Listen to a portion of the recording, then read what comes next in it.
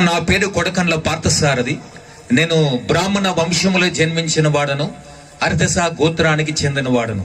మా నాన్నగారి సంస్కృత పండితుడు, మా అమ్మ తెలుగు పండితు. వారి కడుపున పుట్టిన ఏకైక కుమారుడు నేను. మా అక్క పుట్టిన 9 సంవత్సరాల తర్వాత నేను పుట్టాను. నేను పుట్టంగానే మా అమ్మను జబ్బున పడ్డది, అనారోగ్య పాలైంది. కాబట్టి నాకు పాలు ఇవ్వడానికి కూడా లేదు. నేను పుట్టడం 5 కిలోలు పుట్టినా. ఇక 5 కిలోలు కూడా తీయడం వస్తారు వాళ్ళు. ముందే అమ్మకు అనారోగ్యం, కడుపుల ప్రాబ్లం వచ్చింది. ఆ పల్ల అని ఆ కాలంలో ఉంటుండే ప్రాబ్లం. దాన్ని బట్టి మా అమ్మ నన్ను మోయకపోతుండే, పాలు కూడా ఇచ్చేది కాదు. కష్టతరం నన్ను మోయడం. కాబట్టి ఆ విధంగా నేను పుట్టిన కొద్ది మాసాలకు, అంటే ఒక 1 ఇయర్ ఉండొచ్చు, 1.5 ఇయర్ ఎప్పుడు కానీ తెలియదు. మా అమ్మ చనిపోయింది. మా అమ్మ పోలిక కూడా నాకు తెలియదు. కాబట్టి నేను మా తండ్రి గారే నన్ను తండ్రిగా ప్రేమించి నన్ను పెంచి పెద్దవాడిని చేశాడు. కాబట్టి చిన్నప్పటి నుంచి బ్రాహ్మణ కులములో జన్మించాను గనక, అర్ధస గోత్రానికి చెందినవాడు గనక ఈ పూజ పునస్కార యజ్ఞాలు యాగాలు రోజు ఉదయం లేచి 4 గంటలకు 5 గంటలకు లేచి స్నానం చేసి మడిగట్టుకొని పూజలు పునస్కారాలు ఇంట్లో చేసేవాడిని. ఆ విధంగా నా భక్తి దైనందిన జీవితంలో సాగుతుంది. స్కూల్కి వెళ్ళేవాడిని, స్కూల్లో చదువుతున్న వాడిని. స్కూల్లో చదువుతున్నప్పుడు ఎవడైనా అప్రాస్తుడు, అంటే ఒకవేళ పాపి కానీ కులం తక్కువడు కానీ ఎవడన్నా తాకుతే ఆ పాపం నాకు చుట్టుకోగలే అని చెప్పేసి ముందే మా నాన్నగారు చాలా కేర్ఫుల్గా దాన్ని చేసేవాడు. కాబట్టి అవన్నీ నేను చేసుకుంటూ వాళ్ళందరికీ చాలా త్వరగా ఉన్నాను. అయితే క్లాసులో ప్రతిసారి సార్ ఏం చెప్పినా నేను ఫస్ట్ ఉండేవాడిని. ఏదైనా క్వశ్చన్ వేసాను ఫస్ట్ ఆన్సర్ ఇచ్చేది నేనే. బట్ నన్ను ముందు బెంచ్లో కూర్చోబెట్టేవాడు. అడిగిన వెంటనే నేను ప్రతి దానికి ఆన్సర్ ఇచ్చేది, సార్ కూర్చోయేవాడు. ఇక వెనక మొద్దులు ఉంటారు కదా ఎట్లయినా, ఇక మొద్దులకు దెబ్బలు పడుతుంటే నేను లోపల కూర్చోయేటోని. బాగా దాస్తున్న కొడుకులు నేను బాగున్నానే అని నా లోపల అది అతిశయం ఆటోమేటిక్ వచ్చేస్తుంది.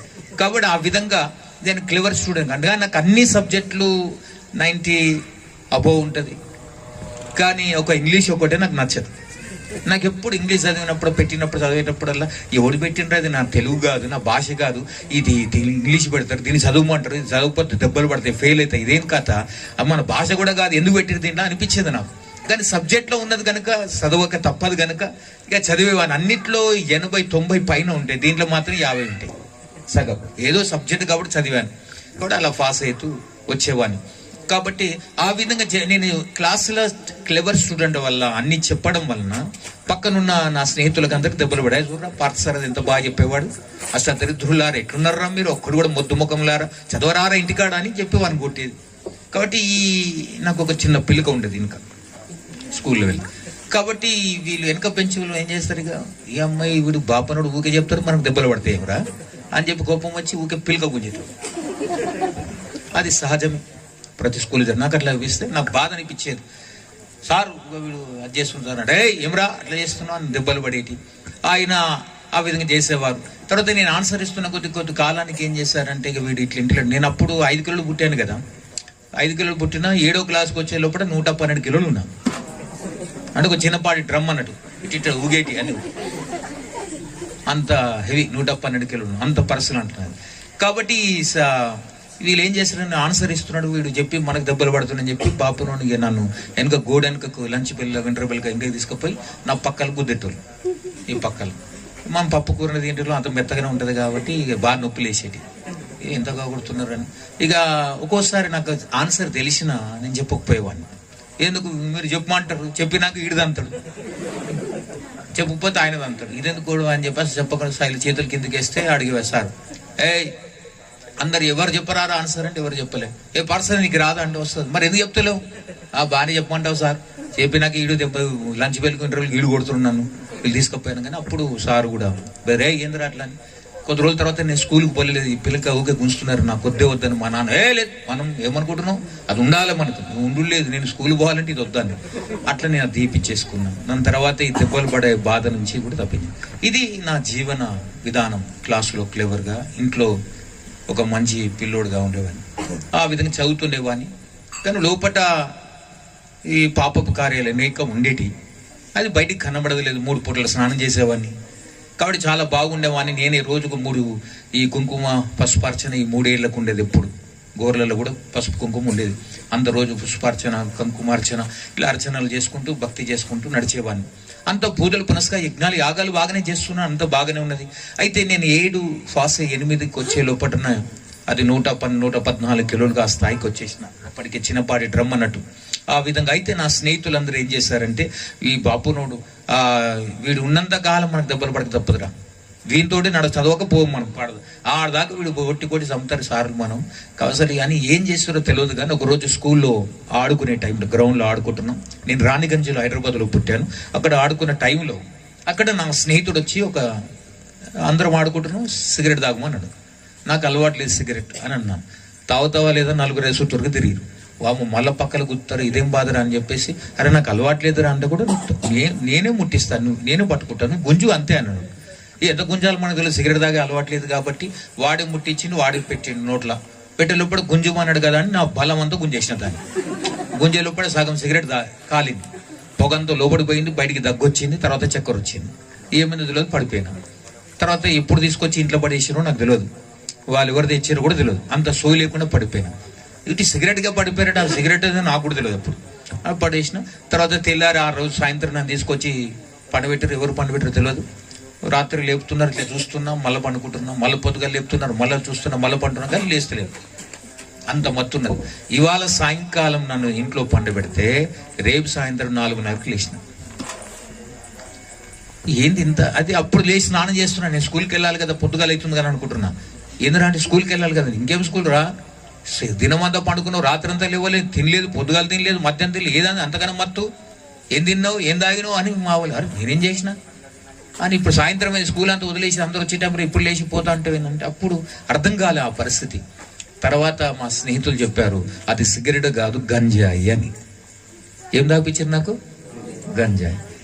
గంజాయి తాపించారు. అట్లా పాపం ఇటుంటారు రారంటే ఇల్లంతా నాదే అంటది. కాబట్టి అట్లా మెల్లగా నా లోపలికి పాపం ఇంటరే. అట్లా ఆ విధంగా వాడు నాకు కొద్దిగా నేర్పించాడు. ఇక మన కృతి ఎలా ఉంటుందంటే, సాతాను పట్టిందంటే వదలదు కదా, అట్లా నన్ను పట్టేసి నన్ను ఆక్రమించింది. అట్లా డ్రగ్స్, గంజాయి, నల్లమందు, బ్రౌన్ షుగర్ ఇవన్నీ అలవాట్లు అయిపోయినాయి. వీళ్ళు భక్తి చేస్తూనే ఉన్నా, ఇవి తాగుతూ ఉన్నా. ఈ చదువు తక్కువ అయిపోయింది. అట్లా చదివిపోయినాయి. నేను 10th క్లాస్ మామూలుగా పాస్ అయిన బార్డర్లో. అప్పుడు నా మైండ్ పవర్ పోయింది మొత్తానికి. ఎందుకంటే మత్తు పదార్థాలు అలవాటైనాక మనిషిగా ఉండడు. కాబట్టి తాగినోనికి ఇప్పుడు ఊరంతా చుట్టాలు అన్నట్టుగా తాగిపోతూ ఊరంతా చుట్టాలు ఉంటారు. అట్లనే మనకు కూడా ఈ అలవాటైనోనికి అలవాటైన వాళ్ళే దొరుకుతారు. దొంగొందో సాహసంతో దొంగ అంటారు, తాగుబోతుంది తిరిగితే తాగుబోతు అంటారు. కాబట్టి ఆ విధంగా అటువంటి అలవాటు ఉన్నవానికి అలవాటు. అయితే నాకు ఎక్కడ ఇదే స్థితి ఉన్నది, నేను ఏ స్థితిలోకి వెళ్ళి మారడం లేదు. ఆ భయంకరమైన స్థితిలో నేను మునిగిపోతున్నాను. మా నాన్నగారు ఏందిరా బాగా చదువుతాడు, ఇట్లా అయిపోయింది అనే స్థాయికి వచ్చేసింది. కాబట్టి మా నాన్నకి తెలియదు నేనేం చేస్తున్నాను. కాబట్టి ఆ విధంగా నేను తాగి భయంకరంగా నా జీవితాన్ని 114 కిలోలు ఉన్న నేను మెల్లమెల్లగా అస్థి పంజరంలాగా తయారవుతున్నా. ఎందుకంటే అది తాగుతున్నా, నేను మజా చేస్తున్నా అనుకున్నాను, కానీ అది నన్ను లోపల తినేస్తుందని నాకు అర్థం కాలేదు. అది మెల్లమెల్లగా ఇంటర్లో బార్డర్లో పాస్ అయినా, మామూలుగా ఎన్నో ఫెయిల్ అవుతూ పాస్ అవుతూ వచ్చాను. ఇంటర్ డిగ్రీకి వచ్చే లోపలికి అర్థం పట్టబగ్గాలు లేకుండా అయిపోయింది నా లైఫ్.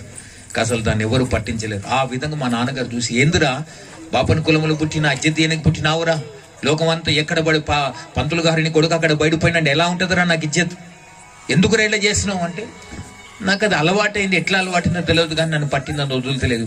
ఇది నేను మానాలనుకున్నాను కానీ మానలేకపోతున్నా, నా పరిస్థితి అని అన్నప్పుడు అప్పుడు మా నాన్నగారు,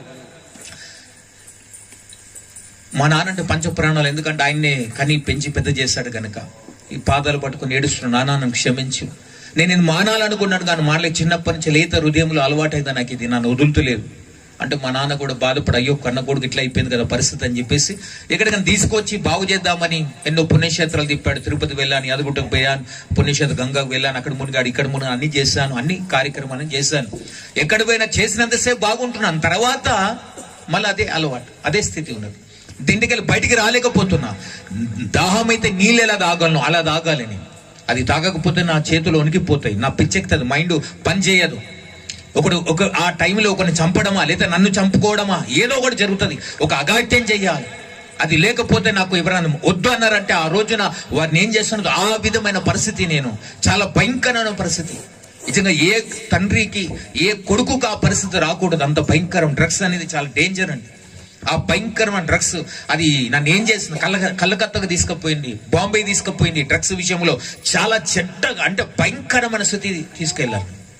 ఆ విధంగా డ్రగ్స్ వల్ల నా జీవితము, నా యవ్వన ప్రాయం, నా చదువు అంతా వెళ్ళిపోయింది. కాబట్టి ఈ విధంగా నేను కొట్టుమిట్టాడుతున్న ఆ పరిస్థితులకి వెళ్ళి నన్ను విడిపించేవారు లేరు. మా నాన్నగారు ఏం చేసిన, ఎక్కడికి పోయిన ఎత్తులో ఏందిరా ఇది, భక్తి చేసిన పూజ చేసినంతసేపు బాగానే ఉంటున్నాను, పూజ అయిపోయిన వెంటనే తాగాలి, లేకపోతే పిచ్చెక్కుతుంది. ఆ స్థానంలో నేను ఉండేవాడిని కాదు, పరిగెత్తేవాడిని. దేవాలయం నా పక్కకి వెళ్ళిపోయి ఎక్కడన్నా స్వాములు బాబాలు ఉంటే వాళ్ళ దగ్గర తాగుతూ వాళ్ళ దగ్గర తీసుకొని తాగేటాను. వాళ్ళకే చెప్తాను మీరు డూప్లికేట్ తాగుతారని. వాళ్ళు పరిచయం, ఇదేంద్ర ఇంత వయసు నీకు ఎట్లా తెలుసురా అండి. కాబట్టి నేను తాగేది చాలా పవర్ఫుల్ తాగేవాడిని. అది కలకత్తాలో దొరుకుతుంది, బాంబేలో దొరుకుతుంది, హైదరాబాద్లో ఒకే అడ్డలో దొరుకుతుంది. ఇట్లా అడ్డలని నాకు తెలుసు ఎక్కడెక్కడ ఉండే. నా స్నేహితుడు ఉన్నాడు సుధీర్, జ్యోతిరాజు, వాడిని పట్టుకొని వానితోడు వారిద్దరం కలిసి తాగేవాడు, వాడిని నా అసిస్టెంట్. అప్పుడు ఆ విధంగా స్థితి అయిపోయింది. నా జీవితం అంతా భయంకరమైన పరిస్థితికి దిగజారిపోయింది. మా నాన్నగారు ఎట్లరా నువ్వు మారాలి, ఎట్లా మారుతావు అంటే నేను కూడా మారాలనే ఉన్నది కానీ మార్పు రాలేకపోతున్నాను. అప్పుడు మా నాన్నగారు ఎవరు ఎట్లా చేయాలి, వీని పరిస్థితి ఎట్లా మార్చాలని ఆలోచిస్తుంటే స్నేహితులు, మా నాన్నగారు స్నేహితులు, పంతులు గారు ఏం లేదండి నా కొడుకు మారాలంటే ఒకటి ఏరియా మారాలండి, ఏరియా బస్తీ మారాలి అంటే ఈడ ఉంటే వీడు ఇటువంటి వాళ్ళ సోపుతున్నారు కాబట్టి బస్తీ మార్చండి మంచిగా అవుతాడంటే సరే అని వేరే బస్తీ తీసుకువెళ్ళాను. నల్లగుట్ట నుంచి పార్సిగుట్ట తీసుకుపోయాను. ఇది గుట్టని అది గుట్టని, ఇది నల్లగుట్ట అది పార్సిగుట్ట. ఆడ తీసుకుపోగానే ఇక తాగుబోతు కూరంతా చుట్టాలన్నట్టు ఆడపోగానే తాగేటోడు అంతా నాకు తెలిసిపోతుంది కదా. ఇప్పుడు గంజాయి తాగేటోడు, డ్రగ్స్ తాగేటోడు వాడిని చూడంగానే వీడు నా ఓడే కేటగిరీ అని అర్థమైపోతుంది నాకు. అటువంటి వాళ్ళు సోపతి అటువంటి వాళ్ళు దొరుకుతారు నాకు. అక్కడ పోయినా కూడా అక్కడ ఒకరి ఇంట్లో పెట్టాడు, మా బంధువుల ఇంట్లో పెట్టి జర దయచేసి చూడండి వీన్ని. మా నాన్న దూరంగా డ్యూటీ చేసేవాడు, ఆయన master, cook master, sweet maker ఆయన చాలా, వాడు చూడండి అని చెప్పేవాడు. ఆ విధంగా చేసేవాడు. కాబట్టి మా నాన్న ఎప్పుడు వారానికి ఒకసారి వచ్చింది. బంధువులు చూడండి, బంధువులు ఏం చూస్తారు, నేను ఎప్పుడు పోయి ఎప్పుడు వస్తున్నో రానో వాళ్ళకి తెలియదు ఆ స్థితి. కాబట్టి అక్కడ పోయినా కూడా చెడు స్నేహం, అదే తాగుడు తందనాలు. మా ఏరియా మారినా మారలేదు, ఎక్కడ పోయినా మార్పు చెందలేకపోతే మా నాన్న ఎప్పుడు మారుతావురా, ఎలా మారుతావురా, నువ్వు చచ్చన్న పోతే బాగుండు కదరా. అక్కడ ఇజ్జతంతా చేసినావు.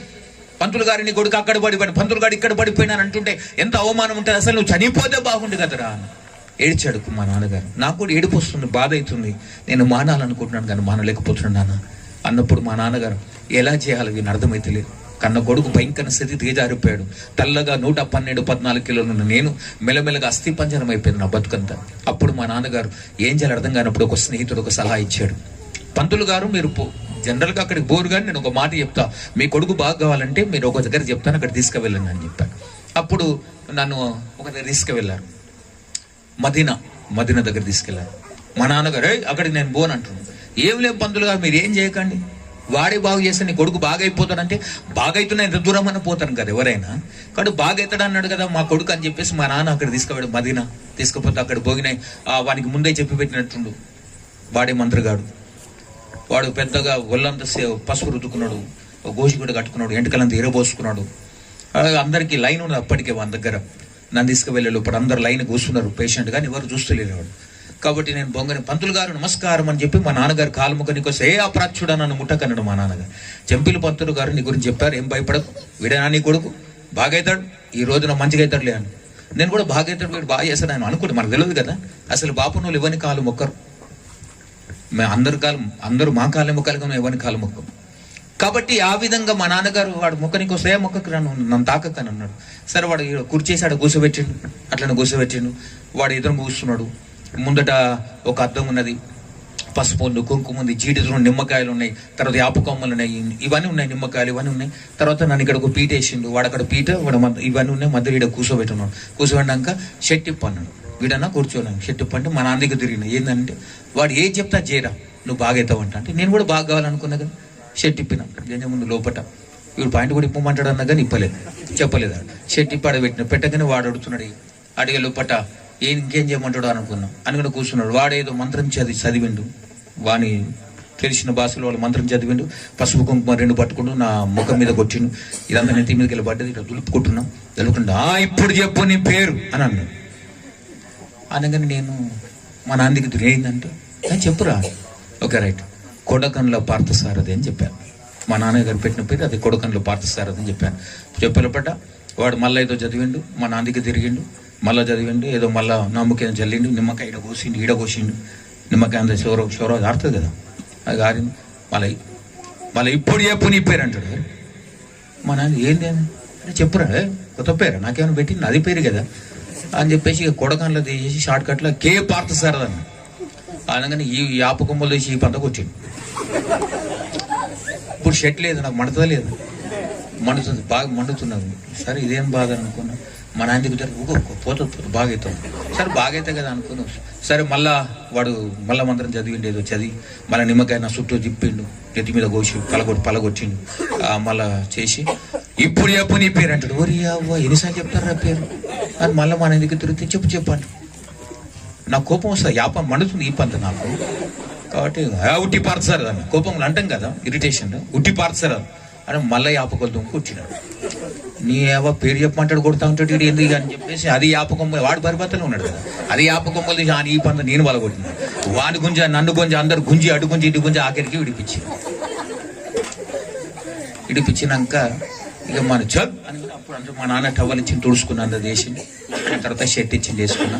అప్పుడు పంతులు గారు వీనికి పెద్ద దయ్యం ఉంది నాతోడు కాదు, వీని తీసుకపో లేదు ఇటు చంపుతట్టున్నాడు అని నన్ను తీసుకొచ్చారు. తీసుకొచ్చిన తర్వాత అరే ఏంది వాడు కరెక్ట్ చెప్పిన, అవురా నువ్వు కరెక్ట్ చెప్పినావు, వాడే దయ్యంగా ఉన్నట్టున్నాడు, వానికే పెద్ద దయ్యం ఉంది నిన్నంటాడు మళ్ళా అని అన్నాడు. మా నాన్నగారు తీసుకుని వెళ్ళిపోయారు. ఇంక బయటకు వచ్చేసాను. కొంచెం దూరం పోగిన మా నాన్నకు నేను దొరకకుండా వెళ్ళిపోయాను, తప్పించుకున్నాను. మళ్ళీ 3 రోజుల కనబడలేదు. అఫ్జల్గంజ్ బస్ స్టాండ్ కింద ఒక చిన్న పార్క్ ఉన్నది, ఇప్పుడు కూడా ఉన్నది అనుకుంటా పార్కు. అక్కడ పార్కులో ఆ పార్కు దగ్గర అక్కడే ఉండిపోయాను. అక్కడిని తాగి పడిపోయాను. డ్రగ్స్ ఎంత భయంకరం అంటే మనిషిని దిగజారుస్తుంది, లైఫ్ అంతా చేంజ్ చేస్తుంది. ఆ విధంగా నా మత్తు పదార్థాలు నా జీవితాన్ని నాశనం చేశాయి. అక్కడికి వెళ్ళి ఎవరు నన్ను పైకి లేపేవారు లేరు. ఆ స్థితిలో నేను ఉన్నాను. నా పరిస్థితిని నన్ను గమనించేవారు ఎవరు లేరు. మా నాన్నగారికి ఎందుకు రాను పుట్టి అని బాధపడుతున్నాడు. నేను కూడా బాధపడుతున్నాను, మారాలనుకుంటున్నాను కానీ అది మారలేకపోతున్నాను. ఆ స్థితికి వెళ్ళి నన్ను ఎవరు విడిపించేవారు లేరు. ఆ టైంలో అదే నేను ఆ రోడ్లో నడుచుకుంటూ వెళ్తున్నాను. ఒకరోజు నా స్నేహితుడు కలిశాడు. నా చిన్ననాన్న స్నేహితుడు 6వ క్లాస్ దాకా నాతో కలిసి చదివాడు. చూసారే నువ్వు పార్థసారథి కదా అని అడిగాడు. అవును. అరే పంతులు నువ్వేందరా ఎక్కడున్నావు అని అంటున్నావు. అంటే నేను ఇక్కడేందో మా బంధువుల దగ్గర ఉన్నా, ఇట్లా పోతున్నా అంటే అట్లనా. అరే నన్ను గుర్తుపట్టినావు అంటే నేను గుర్తుపట్టలేదు, వాడు నన్ను గుర్తుపట్టాడు. ఏంది ఇంత బక్కగా అయినావు, తెల్లగుండే నల్లగా అయిపోయినావు, బక్కగా అయినావు, ఏంటి ఇంత అని అడుగుతున్నాడు. అంటే నేను బాగానే ఉన్నాను కదా అని అనుకుంటున్నాను. నేను బాగానే ఉన్నా, అదేం లేదంటే నేను గుర్తుపట్టినావురా, నా పేరు రా ప్రేమరావు నా పేరు అని అంటున్నాడు. ప్రేమరావు అరే నువ్వా అని ఇట్లా మాట్లాడుకున్న ఫ్రెండ్స్, చిన్ననాటి స్నేహితుడు కనుక మాట్లాడని చేసినాక నేను ఇట్లా కలుపుతున్నా గంజాయి, దాంట్లో నింపుకొని తాగుదామని. వాడు చూస్తున్నాడు, ఏంటిదండి బాగుంటుంది తాగు, గాలి వెళ్ళిపోతావు, ఆకాశం తేలినట్టు ఉంటుంది తాగనని చెప్తున్నాను. లేదు పార్తీ తాగొద్దు, మంచిది కాదు, లంగ్స్ ఖరాబ్ అయితే, లివర్ ఖరాబ్, అన్ని ఖరాబ్ అయితే పార్తు అని అన్నాడు. నేను ఆల్రెడీ ఖరాబ్ అయినా, ఇంకేం ఖరాబ్ అవుతుంది, అన్ని ఖరాబ్ అయిపోయి ఉన్నాయి బాబు, ఏం కాదనుకుని అయితే వాడు నా వద్దు పార్త నా మాట విని తాగకని వాడు చేయి పట్టుకుని గట్టి చేయి వదిలిపెట్టు. లేదు పార్త నా మాట విని తాగు, నువ్వు చెప్పకొదిలే. మా నాన్న చెప్పి నన్ను వదిలేసాడు, నా బంధువులు వదిలేసాడు, ఎవడేం చేస్తారా వదిలేసాను. అట్లే ఉన్నది, ఆ స్థితిలో ఉన్నా నేను. ఆ స్థితిలో వాడు రోజు అదే తువ్వలు పోతున్నా కదా, వాడు రోజు కనబడాలి నాకు. వద్దు పార్త ఇది తాగు, ఇది తాగడం వల్ల ఇవి ఖరాబ్ అయితే అవి ఖరాబ్ అయితే అన్ని చెప్పిండు. చెప్పి మనుషులందరూ ఇష్టానుసారంగా ఇట్లా బతుకుతున్నారు, అందరూ మనం ఇట్లా చేయడం వల్ల నువ్వు నరకములో అగ్ని ఆరదు, పురుగు దాంట్లో కాలిపోతావు పారుతానంటున్నాడు. నరకం ఉన్నది, నువ్వు చనిపోయినాక నరకం ఉంటుంది, నరకంలో కాలుతావు. అంటే నేను నరకమా యమగుండమా ఎవరు చెప్పిడరా నేను నరకం యమగుండం పోతాను, నేను ఎవరినో తెలుసు అసలు, నేను బ్రాహ్మణ కూడా పుట్టిన హరితసా గోత్రాన్ని చెందినవాడిని, జంజోపదేశం యజ్ఞోపదేశం చేసిన వాడిని, నేను ఎవరన్నా నరకానికి పోయేటోడు యమధర్మాన్ని, నన్ను ఎవరు తీసుకుపోతారు అక్కడికి, చాలు బుద్ధి లేదా నీకు తెలియదా అని అతనితో అంటున్నా నేను. లేదు పార్థ, ఎవరి కులంలో పుట్టి ఎవరైనా పుట్టు, పాపం చేసావా ఆ పాపానికి శిక్ష నువ్వు పొందవలసిందే, అది నరకం అని. అంటే వాడి దగ్గర నీకు తెలియదురా, నీకు ఎంత చెప్పిన అర్థమైతే లేదు, నేను బాపును నాకు నరకం ఉంటుంది, మాకు మోక్షం ఉంటుంది అని చెప్పి వెళ్ళిపోయినాక వాడు మళ్ళా ప్రతిరోజు వచ్చి ఇదే చెప్తుంటే కోపం వచ్చి చెప్తున్నావు దిమ్మకు లేదు, నాకు వద్దని చెప్తున్నా కదా, నాకు వద్దు, మా నాన్న చెప్పి వదిలేసి నాకు చెప్పాలి. అయితే మనుషులందరూ ఇష్టానుసారంగా జీవించి ఇట్లా పాపం చేసి నరకానికి వెళ్తున్నారని చెప్పి దేవదేవుడు ఆకాశం నుంచి ఈ లోకానికి వచ్చి మానవుడిగా అవతరించాడు. ఆయన పేరు యేసుక్రీస్తు. ఆయన తప్ప నేను రక్షించేవారు లేడు అన్నాడు. హల్లెలూయా. ఫస్ట్ టైం నా యేసుక్రీస్తు మాట విన్నవాన్నోట నా కోపం వచ్చి, యేసుక్రీస్తు అంటే పేరు నువ్వు క్రైస్తవుని వాడు అంటే, లేదు పార్థ, నేను కూడా నీలాగనే సినిమాలు షికార్లు తిరిగేవాడిని, నీతో చదివాను, ఇష్టమని జీవించేవాడిని. నా దేవుడు నా జీవితాన్ని మార్చేశాడు. ఈరోజు నీ జీవితాన్ని మార్చడానికి సిద్ధంగా ఉన్నాడు. నిన్ను విడిపించేవాడు దేవుడు తప్ప ఇంకెవడు విడిపించలేడంటే, నాకు ఈ కులం తక్కువ, దేవుడు వద్దు అని చెప్పాను. వెళ్ళిపోయాను. నాకు ఇంకోసారి దేవుని గురించి చెప్పకు, ఈ దేవుడు నాకు వద్దని చెప్పి వెళ్ళిపోయాను. వెళ్ళిపోయిన తర్వాత అక్కడికి వెళ్ళి మెల్లగా వెళ్ళిపోయాను. తెల్లారి మళ్ళా కలిసినప్పుడు నా మాట విని పాడుతూ అని చెప్పి వాడు మరలా మాట్లాడుతూ నా మాట విని పాడుతూ అని ప్రతిరోజు ఇలా కలుసుకుని చెప్తుంటే కోపం వచ్చి ఒక దెబ్బ కొట్టాను. అరే, దేవుని ఫ్రెండ్షిప్ ఉండాలంటే దేవుని తీసుకురా. ఒక మధ్యన ఒక దెబ్బ కొట్టాను, ఒక చిన్న పలిగింది, రక్తం గారింది. నాకు బాధ అనిపించింది, అయ్యో నా ఫ్రెండ్ని కొట్టాను కదా అని. కానీ ఏం చేయాలి, వాడు దేవుని తీసుకొస్తున్నాను, కోపం కొట్టి వెళ్ళిపోయాను. నా మాట విని పాడుతూ చనిపోతావు, పాడుతూ లంగ్స్ ఖరాబ్ అయితే, లివర్ ఖరాబ్, హార్ట్ ఖరాబ్ అయితే అన్ని వద్దు, పాడుతూ వదిలే పాడతానంటే నేను వదలలేను, అది నన్ను వదలదు కూడా అని చెప్పాను. అయితే అన్నాడు, యేసు తప్ప నేను విడిపించేవాడు ప్రపంచం లేడని చెప్పాడు. అంత కొట్టి పంపించాక తెల్లారు ప్లాస్టర్ వేసుకొచ్చి మళ్ళా చెప్తున్నామా, నా మాట విను పాడు ప్లీజ్, దేవుడు నిన్ను రక్షిస్తాడని. నాకు ఇరిటేషన్ వచ్చింది వాడు చెప్తుంటే. కానీ ఒక మాట నా హృదయంలో గుచ్చుకుంది. ఏంటంటే వాడిని కొట్టే, ఇంకోసారి నీ దోషాన్ని వద్దురా, నీతో మాట్లాడని కానీ నాతో మాట్లాడుకు, నాకు చెప్పక ఇంకోసారి అంటే వాడు పోతున్నాడు. పార్థ్, నన్ను కొట్టినా పర్లేదు, తిట్టినా పర్లేదు, ఈ దేవుడు నిన్ను ప్రేమిస్తున్నాడు, నిన్ను ఆయన తప్ప ఎవరూ రక్షించలేరని చెప్పాడు. ఆమేన్, హల్లెలూయా. ఆ రోజు ఆ మాట విన్న తర్వాత వాడు చెప్పి వెళ్ళిపోయాను. హ్యాపీ అనుకుంటే వెళ్ళిపోయాను. అన్న వారం రోజులకి ఆ సృష్టికర్త పరబ్రహ్మకు దొరకడం జరిగింది. ఆమేన్, హల్లెలూయా. 1987 జూలై 10th ఆ రోజున నా ఫ్రెండ్ వాళ్ళ అన్నగారు పెళ్లి అవుతుంది ఎక్కడో. అందరం కలిసి వెళ్ళాం. నేను నా స్నేహితుడు ఇద్దరు తాగి ఉన్నాం, బాగా తాగి వెళ్తున్నాం. ఆ పరిస్థితులు అక్కడ పోయినాక అక్కడ నా కాళ్ళు చేతులు వణుకుతున్నాయి. ఫుల్ ఎప్పుడు తాగాను అని తాగే ఉన్నాను, నాకు ఎప్పుడు ఏం కాదు. పులి బాటలు తాగిన నిషే కదా, నేను తాగితే అంత భయంకరంగా ఉంటుంది. అంత భయంకర తాగి ఉన్న మత్తు పదార్థాన్ని కోసినా ఏం కాదు. అప్పటి టైంలో అంత స్థితిలో ఉన్నా కూడా నాకేం కాలేదు. కానీ ఆ రోజు నా కాళ్ళు చేతులు వణికిపోతున్నాయి, కాళ్ళు వణికిపోతున్నాయి. ఏం చేయాలో అర్థమైతలేదు, భయం అవుతున్నది. అరే నా స్నేహితులు సుధీర్ అని పిలిచి, ఏందన్నా అంటే నాకు చేతనైతే లేదు, దయచేసి తీసుకుపో నాన్న, ఈడ స్టేజ్ చేస్తున్నారు ఏమని ఇప్పుడు డాన్స్ ఆడాలి, డాన్స్ లేదు, ఆడ పడిపోయాడు సచ్చేటట్టు నన్ను తీసుకపో త్వరగా. వాడు సైకిల్ మీద ఎక్కించుకొని తీసి వాడు పొట్టుకున్నాడు, జరా నేను ఎత్తుకున్నాను, తీసుకుపోతూ వానికి కంట్రోల్ అయితే లేదు. సోలిపోతున్న మధ్యలో దారికి వచ్చి మార్కెట్ వచ్చింది. అక్కడ నేను దిగి పండుకుంటాను రోడ్డు. రోడ్ అన్న పండుకోకన్నా అంటే, అరే నాకు అయితే లేదురా, చాతన ఏమో అవుతుంది లోపల, నేను ఎవరు ఏమో చేస్తున్నట్టు అవుతుంది, పిసికినట్టు అవుతుంది నా గుండె అని అంటున్నా. లేదన్నా కూర్చోట్టు మెల్ల తీసుకువెళ్తున్నప్పుడు ఎవరైతే నాకు నా ఇల్లు చాలా దూరం ఉంది, మా బంధువుల ఇల్లు. అయితే వీడు ఏం చేసిండే, అంత దూరం తీసుకుపోలేక ఎవడైతే నాకు సువార్త చెప్పిండో వాడిని తీసుకుపోయాడు. వాడిని కూడా వాడు ఫ్రెండ్ కాబట్టి అక్కడ తీసుకుపోయాడు. పెట్టినప్పుడు ఆ ఇంట్లో ఎవరు లేరు, బయట గచ్చులో 2 సార్లు వామిటింగ్ చేసిన, ఇళ్ళకల్లో పడిపోయిన, అది పెంకుటిల్లు పడిపోయిన. నా లోపల బాధ అవుతుంది. అన్న వాడు ఏమైందనంటే నాకేం అర్థమైతే లేదు. నా లోపల ఎవరో పిసికినట్టు, లాగినట్టు, ఏదో బలవంతంగా నన్ను గుంజి పైకి తీసుకువెళ్ళినట్టు అనిపిస్తుంది. అలా అంటూ నాలోంచి ఒక ఆత్మ బయటకు వచ్చేసింది. రియల్గా నా జీవితంలో 1987 జూలై 10th జరిగిన సంఘటన ఇది. నాలోంచి ఒక ఆత్మ బయటకు వచ్చేసింది. నా పక్కన నా స్నేహితుడు ఉన్నాడు. నా గుండె మెల్ల కొట్టుకుంటుంది. నా ఆత్మ లేచి వెళ్ళిపోయింది. నా ఆత్మ ఎలా ఉందంటే, ఒక తలకాయ, 2 చేతులు 2 కాళ్ళు ఎట్లా ఉంటాం అట్లా ఉంది నా లోపల ఆత్మ. అది ఆత్మ లేచింది. ఎవరో పట్టుకుని నా భుజాలను పట్టుకొని తీసుకొని లాగి వెళ్ళిపోతున్నారు. అది పెంకుటిల్లు దాటి వెళ్ళిపో, ఆత్మకు ఏ అడ్డంకు లేదు. ఆ పెంకుటిల్లు దాటి వెళ్ళిపోతున్నాను.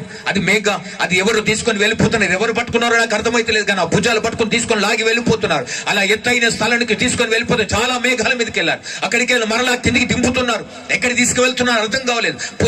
పోతున్న కట్టిక చీకటి, ఏమీ కనబడని చీకటి, ఆ కట్టిక చీకటిలోనికి వెళ్ళిపోయాను. నాకు చీకటి అంటే భయం. లోపల కళ్ళు మూసుకున్నారు. ఎవరో తీసుకువెళ్ళారు. భూమి ఎంత పెద్దగా ఉందో నాకు అర్థం కాదు, కానీ అది పెద్ద అగ్నిగుండం కనబడుతుంది.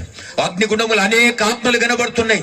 American, Russian, Negro, German, Japan, Korean, China, ప్రతి దేశస్తుడు కనబడుతున్నాడు. దానిలో అందరిని గుర్తుపడితే స్పృహన కలిగింది. అక్కడ అందరు గుర్తుపడుతున్నాడు. అందరూ కేకలేస్తున్నారు, రక్షించండి, మునుగుతూ లేస్తున్నారు. అది నరకమకనే కన్నా నరక సముద్రం అంటే బాగుంటుంది ఆ పదం.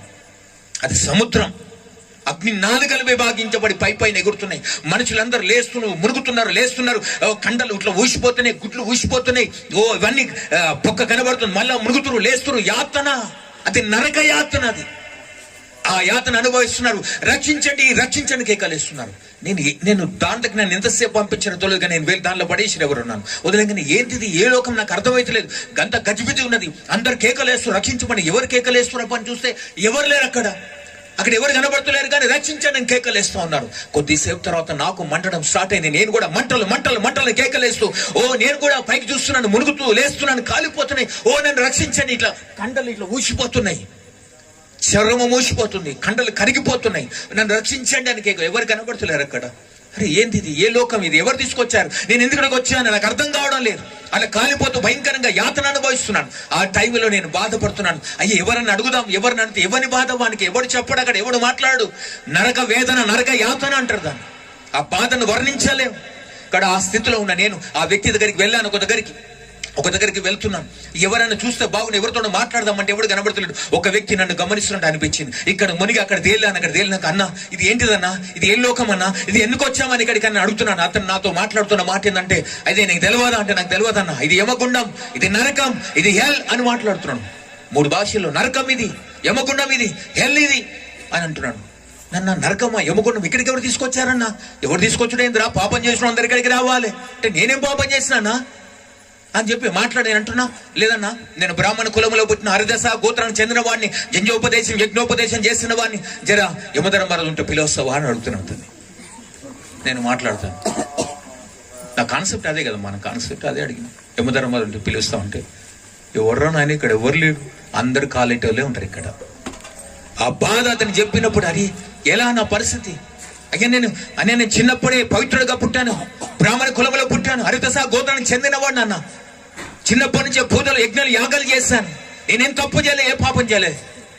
ఆ నరకంలో ఆ వ్యక్తి అంటున్నాడు, ఈ దేహం నీకు ఎవరు ఇచ్చారు అంటే, నా తల్లిదండ్రులు ఇచ్చారు. నీ తల్లి గర్భములు వేసింది ఎవరు అని అడిగారు. అది నాకు తెలియదు ఆన్సర్. ఆ తల్లి గర్భములు వేసింది పరమాత్ముడు, ఆయన నీకు ఇచ్చాడు ఈ లోకానికి ఇదే అని. దీన్ని ఖరాబ్ చేయమని ఎవరు నీకు అధికారం ఇచ్చారు? దీన్ని కొల్లగొట్టావు, దీన్ని ఖరాబ్ చేస్తావు, మళ్ళీ ఇష్టానుసారంగా ఏం పాపం చేయలేదంటావు. ఒరి అంటే నా ఇష్టానుసారి నేను తాగి తిన్నా కూడా తప్పేనా? నా తప్పే. అది నీ దేహం కాదు కదా, నీ తల్లిదండ్రులు ఇచ్చింది కాదు కదా, నీ తల్లి గర్భములు, తల్లి కూడా తెలవదు నీ జన్మస్థానం ఎప్పుడో. అది దేవుడు వేసిన గర్భం. నెల తల్లితే తప్పదా, ఆ తల్లికి తెలియదు. దేవుడు ఎప్పుడు వేసాడో తెలియదు. అది దేవుడిచ్చిన దేహం, దేవుడిచ్చిన విత్తనము. నువ్వు కాపాడుకొని పరిశుద్ధంగా బతుకురా, పాపం చేయకు, ఎవరిని ముంచుకో, కొట్టకు, అబద్ధం, చెడ్డమాట, ఈర్ష, పగ, కుట్ర, ద్వేషంలో, విముతం, అసూయ, కలమాలు ఏమీ లేకుండా పవిత్రంగా బతుకుని చెప్తే ఈ లోకానికి ఇష్టానుసారం బతుకున్నా ఏమన్నట్టు. ఇది ఎవరి మాట వినకున్నా దేవుని మాట వినక తప్పదు. నువ్వు దేవుడు సృష్టించిన దాన్ని భగ్నం చేసినావు, అందుకోసం ఇట్లా తయారైన. అప్పుడు నేను అతను అంటున్నా, అరే అట్లా అంటే మరి దునియాలో అందరూ పాపులే కదన్నా, అందరు పాపులేరా, అందరు పాపం చేస్తాం, మన ఇష్టానుసారం బతుకుతున్నాం. కానీ కొందరున్నారు పవిత్రంగా అన్నాడు. ఎవరు వాళ్ళంటే, అదుగో అని చెప్తున్నాడు. అక్కడ చూస్తే తెల్లటి వస్త్రాలు వేసుకున్నారు, అందరు చేతులు ఎత్తారు, సంతోషంగా వాళ్ళ ముఖంలో నల్ల కళ ఉన్నది, నవ్వుతున్నారు. ఓ హల్లెలూయా, స్తోత్రం, స్తుతి స్తోత్రం, హల్లెలూయా అంటున్నారు. నిన్న ఏంది వాళ్ళు సంతోషంగా నవ్వుతున్నారు, వాళ్ళ ముఖంలో కళ ఉన్నది. మనం ఎందుకు ఇలా బాధపడుతున్నాడు? వారికి మనకు మధ్యవర్తి ఒక్కడే. వాళ్ళు యేసుక్రీస్తును నమ్మి రక్తములో కడగబడి పవిత్రంగా బతుకుతున్నారు కనుక వారు పరలోకం పోయారు. మనం నమ్మలేదు కనుక మనం నరకంలో వచ్చినాం. అరే నా స్నేహితుడు చెప్పిండు, యేసుక్రీస్తు ఆయన నేను విడిపించగలను, ఆయన్ని ఆ యేసా ఈ యేసా, నేను మార్గమాలలో దేవుడు అనుకున్నాను, కులం దక్కో దేవుడు అనుకున్నాను కదా అని అంటున్నాను. అని అప్పుడు అనుకున్నాను, అయ్యో ఇంకొక అవకాశం ఉంటే బాగుండు కదా ఈ టైంలో. ఆ నరకంలో నాకు సువార్త చెప్పాడు. 1 తిమోతికి రాసిన పత్రిక 2వ అధ్యాయం 5వ వచనమును, దేవుడు ఒక్కడే, దేవునికి నరులకు మధ్యవర్తి ఒక్కడే, ఆయన యేసుక్రీస్తు నరుడైన దేవుడు అని రాయబడ్డది. ఆయనకు మనకు మధ్యవర్తిగా వచ్చాడు, మనం రక్షించడానికి వచ్చాడు యేసుక్రీస్తు ప్రభువు. అప్పుడు అనిపించింది, యేసయ్య నా దేవుడు కాదు, నా కులం దేవుడు కాదు, నా దేశపు దేవుడు కాదు, నా మతం దేవుడు కాదు అనుకున్నాను. కానీ అయ్యో ఈ దేవుడే నాకు దిక్కైందా. ఇప్పుడు ఏ దిక్కు లేని నాకు గతి ఏడుకొచ్చిన వల్ల ఏది వద్దనుకున్నానో, ఏది నాకు అసహ్యించుకున్నానో ఆ దేవుడే ఎదురుపడ్డాడు కదా అనిపించింది. అయ్యా ఇప్పుడు ఏం చెయ్యాలి అని, ఇంకొక అవకాశం ఉంటే బాగుండు కదా అనుకుంటున్నా. నేను ఎన్ని క్షణాలు ఉండడం నాకు తెలియదు. అట్లా అనుకున్నానో లేదో టక్మన్న ఆత్మ లేచిందని. ఇంకొక అవకాశం ఉంటే బాగుండు అనుకున్నా. టక్మన్న ఆత్మ ఎవరో లేపారు నరకము నుంచి. దేవునికి స్తోత్రం, హల్లెలూయా. ఎవరో భుజాలు పట్టుకొని మళ్ళీ లేపుకొని వెళ్ళిపోతున్నారు. ఇక్కడికి పోతున్నారు, ఇంకెక్కడ తీసుకువెళ్తారు నాకు అర్థమైతే లేదు. ఎవరు కనబడుతులేరు కానీ పట్టుకొని లాగి వెళ్ళిపోతున్నారు. అలా తీసుకుపోయి మళ్ళా ఆ చీకటి, ఆ నరకం బయటకు వచ్చాను, చీకటి గర్భం నుంచి బయటకు వచ్చాను. ఆ మేఘం దాటి, అన్ని మేఘాలు దాటి మళ్ళా కిందికి దిగుతున్న కొద్దీ ఈ భూ ప్రపంచం ఎంత ఉందో తెలుసు. అసలు ఏమంత జలమయం, ఈ భూమే కనబడదు, శూన్యం అంతా ఏం లేదండి. భూమి గింతుందంటే ఇక దాంట్లో నువ్వెంత నేనెంత కదా. అందే దావీదు, నేను పొట్టు వంటి వాడిని అని అంటాడు కదా, నేను దుమ్ము వంటి వాడిని, ధూళి వంటి వాడిని అన్న. దావీదు బక్కి బైబిల్ చదువుతాను, దుమ్ము ధూళి అంటే ఏందా బాబు, ఇంత రాజుని చేసినాక అంటే నిజంగా ఎంత రాజు అయినా ఎంత కింగ్ అయినా నువ్వు దుమ్మువే ధూళివే. దేవునికి స్తోత్రం, హల్లెలూయా. కాబట్టి ఆ విధంగా ఆ స్థితిలో నేను కిందకు వచ్చాను. పెంకటిల్లు కనబడుతుంది నాకు. ఇక్కడ అన్ని మెద్దలు మేడలు కట్టి అర్రలు గర్రలు కడతాం, లోపల చేసేది ఏం కనబడదు అనుకుంటాం. కానీ బారా దర్వాజా కోళ్ళుంటది ఆత్మకు. దేవునికి అన్ని కనబడతాయి, నువ్వు చేసే ప్రతి పాపం కనబడుతుంది. కాబట్టి ఆయన ఆ పెంకుటిల్లు ఓపెన్ చేసి ఉన్నది. లోపల పోయాను, పైనుంచి తెలిసి ఉన్నది, కనబడుతుంది. నా పక్కన నా స్నేహితుడు ఉన్నాడు. వాడు పిలుస్తున్నా, అన్నా అన్నా అని. నా పక్కన ఇంకో స్నేహితుడు ఉన్నాడు, నాకు సువార్త చెప్పి నా ఇంటికి తీసుకువెళ్ళాడు కదా. అతను వచ్చి, ఏందిరా మా ఇంట్లో పడిపోయిండు అంటే, అన్న ఇట్లా పడిపోయిండు అన్న అని అంటుంటే, వాడు అయ్యో ఇదేం కథ అని బాధపడుతుంటే నీ ఇట్లా దిగులు పడుతుంటే వాడు ప్రార్థన చేసి ఏసయ్య అయ్యా కార్యం, డాక్టర్ని తీసుకొచ్చారు. నాకు వినబడుతుంది కానీ ఎంత వినబడుతుందంటే, వాడు గట్టిగా మాట్లాడితే హలో హలో హలో అని వినబడుతుంది, అంత స్లోగా వినబడుతుంది. అయితే ఇట్లా నా ఇంట్లో పడిపోయాడు అని చెప్పేసి డాక్టర్ని తీసుకొచ్చి, డాక్టర్ చూశాడు, ఎవరు పెద్దవాళ్ళు లేరు. ఏమైంది అంటే, ఏమో సార్ ఇట్లా పడిపోయింది సార్ అంటే, డాక్టర్ నాడు చూస్తాడు, ఇవన్నీ చూస్తున్నాడు, నాకు వినబడుతుంది. డాక్టర్ మెల్లడి మాటలు వినబడుతున్నాయి. డాక్టర్ చూసి అంటున్నాడు, లాభం లేదు, గుండె నిమిషానికి 50 సార్లు కొట్టుకుంటుంది, గుండె చల్లపడి బీపీ డౌన్ అయిపోయింది, పల్స్ రేట్ పడిపోయింది, చచ్చిపోయి దగ్గరకు వచ్చారు, త్వరగా గాంధీ గుస్మాని తీసుకపోయి, ఎవరు పెద్దవాళ్ళు లేరా, చనిపోతాడు వీడు, 10 నిమిషాలు బతకడు ఎక్కువ అని డాక్టర్ చెప్పి వెళ్ళిపోయాడు. ఆ పరిస్థితిలో నా స్థితి ఎంత భయంకరంగా అంటే, ఎవరు నన్ను బాగు చేసేవాళ్ళు. ఆ టైంలో నా స్నేహితుడు ఏదో పుస్తకం తెచ్చి చదువుతున్నాడు, నశించిన దాన్ని వెతికి రక్షించిన ఒక మనిషి కుమారుడు వచ్చాను అని చెప్పి 2 మాటల వాక్యం లేదో చదివాడు. పేపర్ తిప్పి అక్కడికి వెళ్ళి నాకు ప్రార్థన చేయడం మొదలు పెట్టాడు. ప్రార్థన చేస్తున్నాడు. ప్రార్థన చేసేసి, నా స్నేహితుడయ్యా, ఇతను మరణించడానికి వీలేదు, మరణమా రోగమా సాతానా బిడ్డను వడిచి పొమ్మని ఆజ్ఞాపిస్తున్నాడు. అతను ప్రార్థన చేస్తుండు, అక్కడ నా ఆత్మ లేచిందన్నట్టు. హల్లెలూయా. అతను ప్రార్థన చేస్తుండు, నా లోనికి వచ్చేసాను. దాహం దాహం దాహం అంటున్నాడు. వాడు స్తోత్రం గట్టిగా ఏదో అరుస్తున్నాడు, వాడికి జవాబు వచ్చిందని నీళ్ళు తీసుకొచ్చాడు, నా నోట్లో పోస్తున్నాడు. ఆ నీళ్లు నిప్పు రవ్వలాగా నోట్లో పడుతుంది. నాకు నిప్పు పోస్తున్నాడు, లేదు పార్త్, నేను నీళ్ళు పోస్తున్నా, నేను కాలిపోతున్నాను రా అంటే, లేదు పార్త్, నేను ప్రార్థన చేసిన, నువ్వు బాగైనావు, ఇప్పుడు నువ్వు ప్రార్థన చేసుకుంటాడు. నేను ప్రార్థన చేసినా సగం బాగాను, ఇప్పుడు నువ్వు ప్రార్థన, ఎవరో సగంలో దింపి వెళ్ళిపోతే ఎట్లరా, నాకేం తెలియదురా, ఇట్లా పోవాలి, నాకు అర్థమవుతుంది, తవ్వా సగంలో దింపేసి వెళ్ళిపోతా అంటే ఎంత, లేదు నువ్వు చేసుకో ప్రార్థన అంటారా, నాకు ప్రార్థన రాదురా, చేతులు కలపలేకపోతాను, రాదురా, ప్లీజ్ రా, ఏడుస్తున్నా. చావు అంటే ఎవరికి ఏడుపు రాదండి, అందరి సావు అంటే భయపడతాం. నాకు కూడా 20 సంవత్సరాలు, అప్పుడు చిన్నపిల్లని కాదు, 20 సంవత్సరాల చావు అంటే ఎంత భయంకరంగా ఉంటుంది.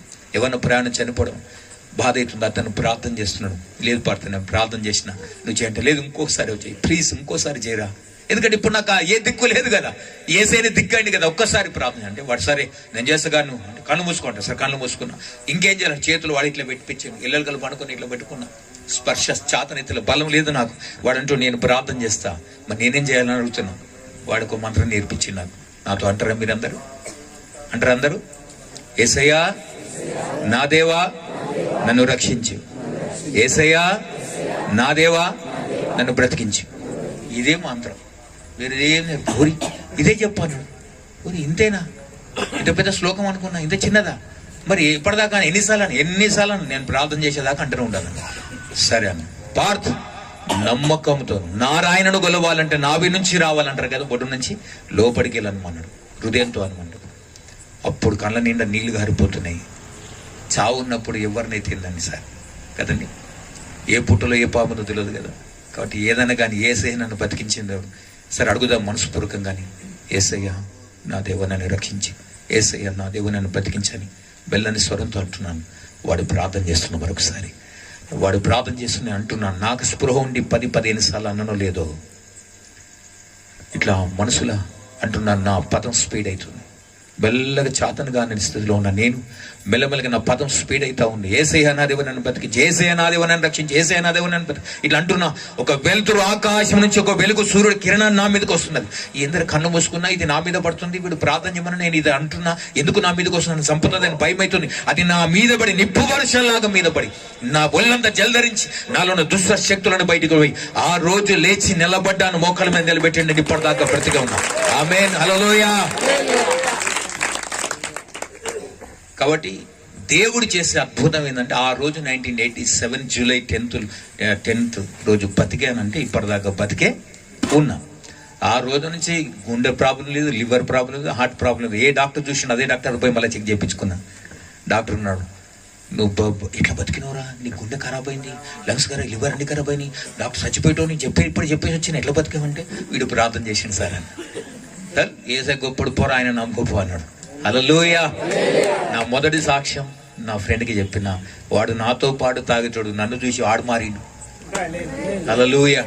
రెండో సాక్ష్యం మా నాన్నగారు వచ్చి, నేనండి నాన్న ఇంక కొద్దిసేపు అతని కొడుకు చచ్చిపోయేటోడు, ఏసై బతికిచ్చింది అన్నాడు. చీ దరిద్రుడా అన్నాడు. దేవుని కృపను బట్టి ఆ రోజు నుంచి ఏసైను వదిలిపెట్టలేదు. వదిలితే మళ్ళీ వచ్చి మీద పట్టుకుంటుంది, ఏమో పై పట్టుకుంటుంది. ఆ రోజు నుంచి ఏసైను వదిలేదు, ఏసైను వెంబడిస్తూ వచ్చాను. దేవుడు అద్భుతం చేసి నన్ను బతికించి, దేవుడు హైదరాబాద్లో పుట్టాను, అక్కడ చదువుకున్నాను. దేవుడు మారుమూల గ్రామం తీసుకొచ్చి అక్కడ పడేసి ఇక్కడ సేవ చేయరాని గాజుగూడెంలో సేవ చేస్తున్నాను. అక్కడ ఉండి అనేక దేశం, రాష్ట్రం, జిల్లాలు, మండలాలు అన్నీ తిరుగుతున్నా. ఎక్కడ పడితే అక్కడ దేవుని నామాన్ని మహింపరుసు అనేకులకు దేవుని ప్రేమ సువార్తను ప్రకటిస్తున్నా. ఆమేన్. హల్లెలూయా. అర్థమైంది. సాక్ష్యం ఇది, నా సాక్ష్యం. ఇంతసేపు చెప్పాను కదా, ఎంత చేసినా కూడా అన్నేసి చూడు నన్నేసి చూడు అన్నదండి. ఎవరు? ఉప్పు. మీ అందరికి తెలిసిన సామెత కదా, మీకు తెలియనట్టు ముఖాలు పెట్టకండి, మీరు హుషారుగానే. కానీ కాబట్టి ఉప్పు లేకుండా కూర రుచిగా ఉండనట్టుగా, ఉప్పేస్తేనే మధురంగా ఉన్నట్లుగా ఎంత చెప్పినా అది నా సాక్ష్యం, నా వ్యక్తిగత సాక్ష్యం.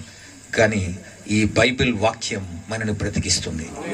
నా సాక్ష్యం నేను బలపరుస్తుండొచ్చేమో కానీ ఈ వాక్యం నేను బ్రతికిస్తుంది. ఆమేన్. హల్లెలూయా.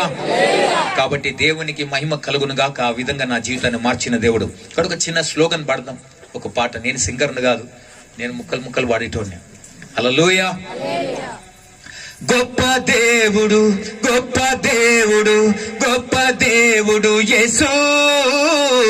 గొప్ప కార్యాల్లో, మహిమ కార్యాల్లో ఎన్నెన్నో చేసెనో చూడు.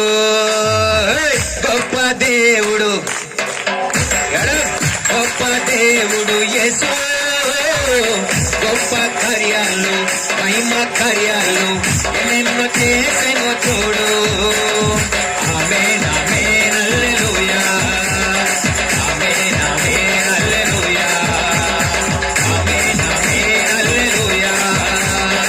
ఆమేన్, ఆమేన్, హల్లెలూయా. గొప్ప దేవుడు, గొప్ప దేవుడు, గొప్ప దేవుడు యేసు. గొప్ప కార్యాలు, మహిమ కార్యాలు ఎన్నెన్నో చేసెనో చూడు. హల్లెలూయా. రైట్, ఒక మాట చదువుతాం, చిన్న వాక్య భాగాన్ని చదువుదాం. యెషయా గ్రంథం 45వ అధ్యాయం, యెషయా గ్రంథం 45వ అధ్యాయం 22వ వచనం. ఒక్క మాట, ఒక లైన్ ఉంది, ఒక్క లైన్ చదువుదాం. భూదిగంతరం నివాసులారా నా వైపు చూచి, చాలండి, రక్షణ పొందుడి. దేవుని స్తోత్రం. నాతో కలిసి మీరందరూ అనాలి, భూదిగంత నివాసులారా నా వైపు చూచి రక్షణ పొందుడి. దేవుడి వాక్య భాగాన్ని మన వినికిడిలో దీవించును గాక. కాబట్టి ప్రభునందు ప్రియ దేవుని సంఘమ, దేవుని బిడ్డలారా, దేవుని వాక్య భాగములో దేవుడు మాటలు భూదిగంత నివాసులారా అంటే భూ ప్రపంచంలో ఉన్న మానవులందరికీ పిలుపు ఇది. ఇది రక్షణ పిలుపు అని బైబిల్ అంటుంది. ఇది పాత నిబంధన పిలుపు. కొత్త నిబంధనలో మత్తయి సువార్త 11వ అధ్యాయం 28వ వచనంలో, ప్రయాసపడి భారం మోస్తున్న సమస్త జనులారా నా యొద్దకు రండి, నేను మీకు విశ్రాంతినిస్తానన్నాడు. ఇది కొత్త నిబంధన పిలుపు. కాబట్టి ఆ రోజున భూమి మీద ఉన్న మానవ జాతికి దేవుడు రక్షణ పిలుపునిచ్చాడు. ఆయన వైపు చూస్తేనే రక్షణ. ఆ రోజు యేసు లేకపోతే నేను రక్షించబడేవాడిని కాదు, నేను చనిపోయి బొంద మీద గడ్డి కూడా మొలిచేది. కానీ దేవుని కృప చేత నన్ను రక్షించగలిగాడు. నన్ను రక్షించిన దేవుడు, నన్ను బ్రతికించిన దేవుడు ఈ రాత్రి నిన్ను కూడా బ్రతికించడానికి ఈ ప్రదేశంలో దేవుడు ఆత్మ కార్యం చేయాలని ఆశపడుతున్నాడు. ఆమేన్, హల్లెలూయా. కాబట్టి ప్రభునందు ప్రియులారా, ఆ రోజున నన్ను బ్రతికించిన దేవుడు. కాబట్టి ఒక స్టోరీ లాగా చెప్తాం మీ అందరికి ఈజీగా అర్థం కావడానికి. అంటే మీరు నేను చెప్పింది కరెక్ట్ గా మీకు ఇమిడిపోవాలని ఒక స్టోరీ లాగా చెప్తాం. ఓకేనా? కాబట్టి ఒక రాజు, ఒక మంత్రి. ఒక రాజు, మాకు వింటారా? ఒక రాజు, ఒక మంత్రి. ఈ రాజు గారికి ఒక తలంపు కలిగిందంట. అరే బాబు, మంత్రి గారిని పిలిచి, అరే బాబు, మన దేశంలో, మన రాష్ట్రంలో, మన దేశంలో ఈ పరిపాలన ఉన్న ప్రజల్లో 7 మూర్ఖులను తీసుకురండ్రా అన్నాడంట. ఏమన్నాడు? ఎంతమందిని? మూర్ఖులు. మూఢత్వం అని వచ్చేదాన్ని. ఒక 7 మూర్ఖులను తీసుకురా, నా సన్ని తీసుకురా అని అన్నాడంట. ఇక రాజుగారి కోపం వస్తే దెబ్బల కరువేంది అంటారు కదా సామెత. కాబట్టి రాజుకు ఏదైనా శాసనం పెట్టిందంటే ఖచ్చితంగా మంత్రి చేయవలసిందే. అయితే మంత్రి గారు ఏం చేశారంటే, సరళే రాజే చెప్పాడు కదా ఇక మూర్ఖులను తీసుకురమ్మని, ఇక రాజు పని చెప్పిండు కాబట్టి పోవాలి. కాబట్టి ఆ పని కట్టుకొని పోవడం మొదలు పెట్టాడు. కాబట్టి ప్రభునందు ప్రియులారా, అయితే ఒక ఆయనను 7 తీసుకురావాలంటే రథం కూడా పెట్టుకోవాలి కదా. ఈయన మంత్రి గుర్రం పెట్టుకున్నాడు, కొందరు సైనికులు పెట్టుకున్నాడు, రథాలు పెట్టుకుని పోతున్నాడు. ఇక 7 తీసుకురావాలి కదా, దేశం అంతా తిరగాలి. ఎవడురా మూర్ఖులు, ఎంత భయంకరమైన అంటే ఆశ్చర్యకరమైన మూర్ఖులను తీసుకురావాలనే ఊహించలేని అటువంటి మూర్ఖులను వెతుకుదామని పోయి ప్రయాణం కట్టాడు. అలా పోతూ పోతూ పోతుండగానే ఒక్కడు గాడిద మీద వస్తున్నాడు. ఈయన మంత్రి గుర్రం మీద పోతుండే, ఒకడు గాడిద మీద వస్తుండే. ఒక మనిషి గాడిద మీద వస్తూ వాడు గాడిద మీద కూర్చొని వాడి మూట నెత్తి మీద పెట్టుకొని వస్తున్నాడు.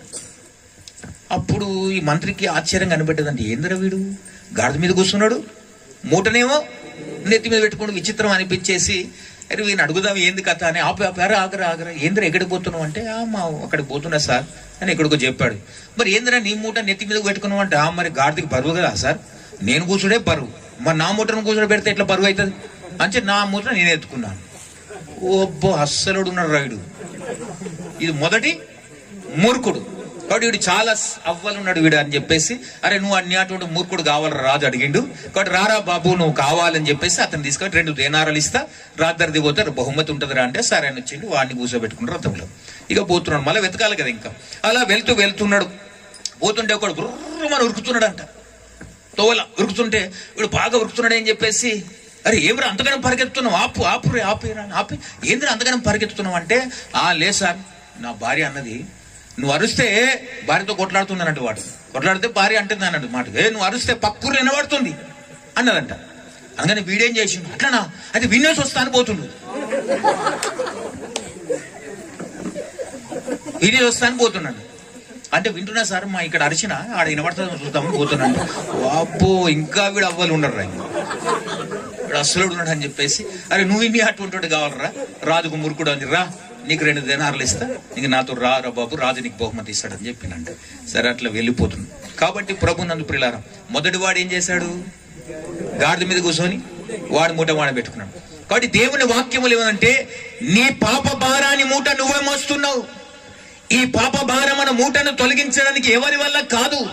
కాబట్టి యేసుక్రీస్తు ఈ లోకానికి వచ్చి నీ పాప భారాన్ని తొలగించడానికి ఈ లోకానికి వచ్చి అంచే మత్తయి సువార్త 11:20 28 మాట, ప్రయాసపడి భారం వస్తున్న సమస్త జనులు నా యొద్దకు రండి, నేను మీకు విశ్రాంతి ఇస్తాను. మీ భారాన్ని తొలగించేది నేను రా బాబు. నువ్వు నా దగ్గరికి వస్తే నీ భారం పోతుంది, నీ కష్టం పోతుంది, నీ మనసులో ఉన్న వేదన పోతుంది. అంటే మనోవేదనకు మందు లేదు, శరీరోగానికి మందు ఉంటుంది కానీ మనోవేదనకు డాక్టర్లు కూడా మందు కనిపెట్టలేదు. అంటే మనోరోగం వచ్చింది, మనసు రోగం వచ్చిందంటే మత్తిస్తే పండబెడతారు, అంతే గోళీలు తీసుకో పండుకో, ఎప్పుడు పండుకోరు సైలెంట్ అంటే మైండ్ని సైలెంట్ పెడుతున్నారు కానీ రోగానికి మాత్రం మందు లేదు. కాబట్టి మనోవేదన నీకు చింతన ఉంటే నీకు ఆ భారాన్ని తొలగించేది కూడా దేవుడే ఈ రోజున. కాబట్టి ప్రభు నందు ప్రియులారా, అదే విధంగా నువ్వు ఎవరో చెప్పిన మాటలు విని ఏదో పట్టుకొని ఏది ఇష్టానుసారంగా నడుచుకుంటూ వెళ్ళిపోతున్నావు. ఎవరో చెప్పిన నడవద్దు, నీకు జ్ఞానం ఇచ్చిండు. ప్రతి వ్యక్తికి ఒక అర్థపాలతో దిమాకు ఉన్నదా లేదా? అందరికి బుర్ర ఒకటే కదండి, ఆడోళ్ళు కానీ మొగలు కానీ అర్థపాలతో దిమాకు ఉన్నది గ్యారెంటీగా, బుర్రే గుజ్జు ఉన్నది కొద్దిగా మనకు. ఆ గుజ్జుతో ఆలోచించమని చెప్పాడు దేవుడు. కొద్దిగా ఆలోచిస్తే అర్థమవుతుంది దేవుని నువ్వు పరిశోధించాలి. దేవుడు నీ దగ్గరకు వచ్చాడు, ఒక రక్షణ కార్యం చేశాడు, నేను మార్గము సత్యం జీవం అని చెప్పి వెళ్ళిపోయాడు. ఇప్పుడు నువ్వు పరిశోధించు, నువ్వు వెతుకలు ఆడాలి. నువ్వు వెతుకుతే దొరుకుతాడు. బైబిల్ ఏమన్నా వెతుకున్న వారికి నువ్వు వెతుకుమని అంటున్నాడు. నువ్వు పరిశోధించాలి, నువ్వు పరిశీలించాలి. నువ్వు దేవుని వెతుకుమంటే నువ్వు దేవుని వెతకకపోతే ఎలా? కాబట్టి దేవుడు నీకు జ్ఞానం ఇచ్చాడు. ఎవడో చెప్పిన దానికి ఉద్రేకపడే మా ఆయన చెప్పిన ఈయన చెప్పిన అనొద్దు. నీకు అర్థమైందా లేదా అసలు కదా? అన్నం పర బ్రహ్మ స్వరూపం అని అంటారు కదండి. అంటే అన్నం పరబ్రహ్మ. అన్నం తినేటప్పుడు అందరు మొక్కి తింటారు, కొందరు ప్రార్థన చేసి తింటారు. కానీ నేనంటే అన్నం ఎందుకు మొక్కుతున్నావు? అన్నం ఇచ్చిన వాడిని మొక్కమని అంటుంది బైబిల్. అన్నం పర బ్రహ్మ స్వరూపం అంటే స్వరూపమే కానీ అన్నం దేవుడు కాదు. అన్నం ఇచ్చినవాడు దేవుడు, నీకు ప్రాణం ఇచ్చిన వాడు దేవుడు. ఆ ప్రాణం ఇచ్చిన వాడిని, ఆ ప్రాణనాథుని నువ్వు కొనియాడాలి, తెలుసుకోగలగాలి. దానికోసమే నీకు ఆయుష్ని ఇస్తున్నాడు, ఇంకా బతికిస్తున్నాడు, ఇంకా జన్మదినాలు జరుపుకుంటున్నావు, ఇంకా దేవుడు బతికిస్తున్నాడు. అంటే కారణం ఏంటంటే ఆ పరమాత్మని తెలుసుకోవడానికి ఇంకా బతికున్నావు నువ్వు. అది తెలుసుకోవడానికే దేవుడు నీకు అవకాశం ఇస్తున్నావు కూడా నువ్వు పట్టించుకోకుండా ఇష్టానుసారంగా తిరిగితే ఎలారా నాయనా? కొన్ని పరిశోధించు, నీకు ఇచ్చిన దిమాగ్తో ఆలోచించు కొద్దిగా. సత్యమేంది అసత్యమేంది, ఎవరు సత్యం ఎవరు అబద్ధం అర్థం చేసుకొని విదలాలి. మార్కెట్లో పోతే వంకాయలు ఆలుగడ్డలు కొనుక్కుంటావు, కొనుక్కునేటప్పుడు ఇష్టానుసారంగా ఏ పుచ్చపైన ఖరాబ్ అయినా తీసుకొస్తావేంది? వెతుకుతావు, గీక్తావు, బెండకాయ తిరగొడతావు, అవునా కదా? లేతకుందా లేదని చూస్తాడు, పుచ్చిపోయిందా చూస్తావు, ఏది పడితే కడుపులో పోయి ఏం పోతే సార్ పుచ్చిపోయితే ఏం పోతుందిలే అని తెచ్చుకుంటావా? తెచ్చుకోవు కదా. వంకాయల కాడ తెలివి ఉపయోగిస్తావు, బెండకాయల కాడ ముదురాలేతను ఉపయోగిస్తావు, దాన్ని ఇసుకుంటా. వీటన్నిటి కాడ తెలివి ఉపయోగిస్తున్నావు. దేవుని కాడికి వచ్చాను కానీ ఎందుకు గుడ్డోని అయిపోయింది? ఎందుకు గుడ్డితనంగా ఆలోచిస్తున్నాం మనం? ఎవడో చెప్పిన దాన్ని వెంబడించడం ఏంది? సత్యం ఏందో నీకు అర్థం కావాలి. ఒకవేళ అర్థం కావాలని నువ్వు అడగాలి, ఓ దేవుడా నువ్వు ఎవరో నాతో మాట్లాడమని. ఆ రోజు నేను బతికించిన దేవుడిని తెలుసుకున్నా, ఏసే బతికించినాను. అందరి దేవుళ్ళు ఈయన కూడా ఒక దేవుడు అనుకున్నాను. కానీ తర్వాత 2 సంవత్సరాల తర్వాత అన్నా, అసలు నువ్వెవరు నాకు అర్థమైతే. నువ్వు బతికించడం ఏసే దేవుడు నాకు అర్థమైంది. కాబట్టి నువ్వు ఎవరో, నీ పేరేందో, నీ గుణం ఏందో, నీ స్వభావం నాకు అర్థమైతలేదు. బైబిల్ చదివితే కొత్తగా అర్థమైతలేదు నాకు. కాబట్టి ఒకవేళ నువ్వే నన్ను బతికించిన వాడైతే ఒకసారి నాతో మాట్లాడు. కనబడకునైనా వశం అయిపోతానేమో, మాట్లాడు ప్రభు ఒకసారి అని దేవుని అడిగాను. నాతో మాట్లాడమని అడిగాను. అప్పుడు దేవుడు ఎన్నోసార్లు అట్లా ఒక్క రాజ్యాంగానికి మాట్లాడండి. ఆయన తపస్సు చేయాలి, దీక్ష అంటారు దాన్నే. విశ్వాసంతో అడగాలి, ప్రభువా మాట్లాడు, నాతో మాట్లాడు అంటున్నా కొద్ది ఆయన నీతో మాట్లాడే దేవుడు. అంచే భక్తులు అన్నారు, మాట్లాడు ప్రభువా ఒక్కసారి నాతో మాట్లాడు యేసు ఇంకొక్కసారి, మాట్లాడు ఒక్కసారి నాతో మాట్లాడు యేసు ఇంకొక్కసారి, మాట్లాడు నాతో మాట్లాడే దేవుడా నాతో మాట్లాడు అన్నారు కదా.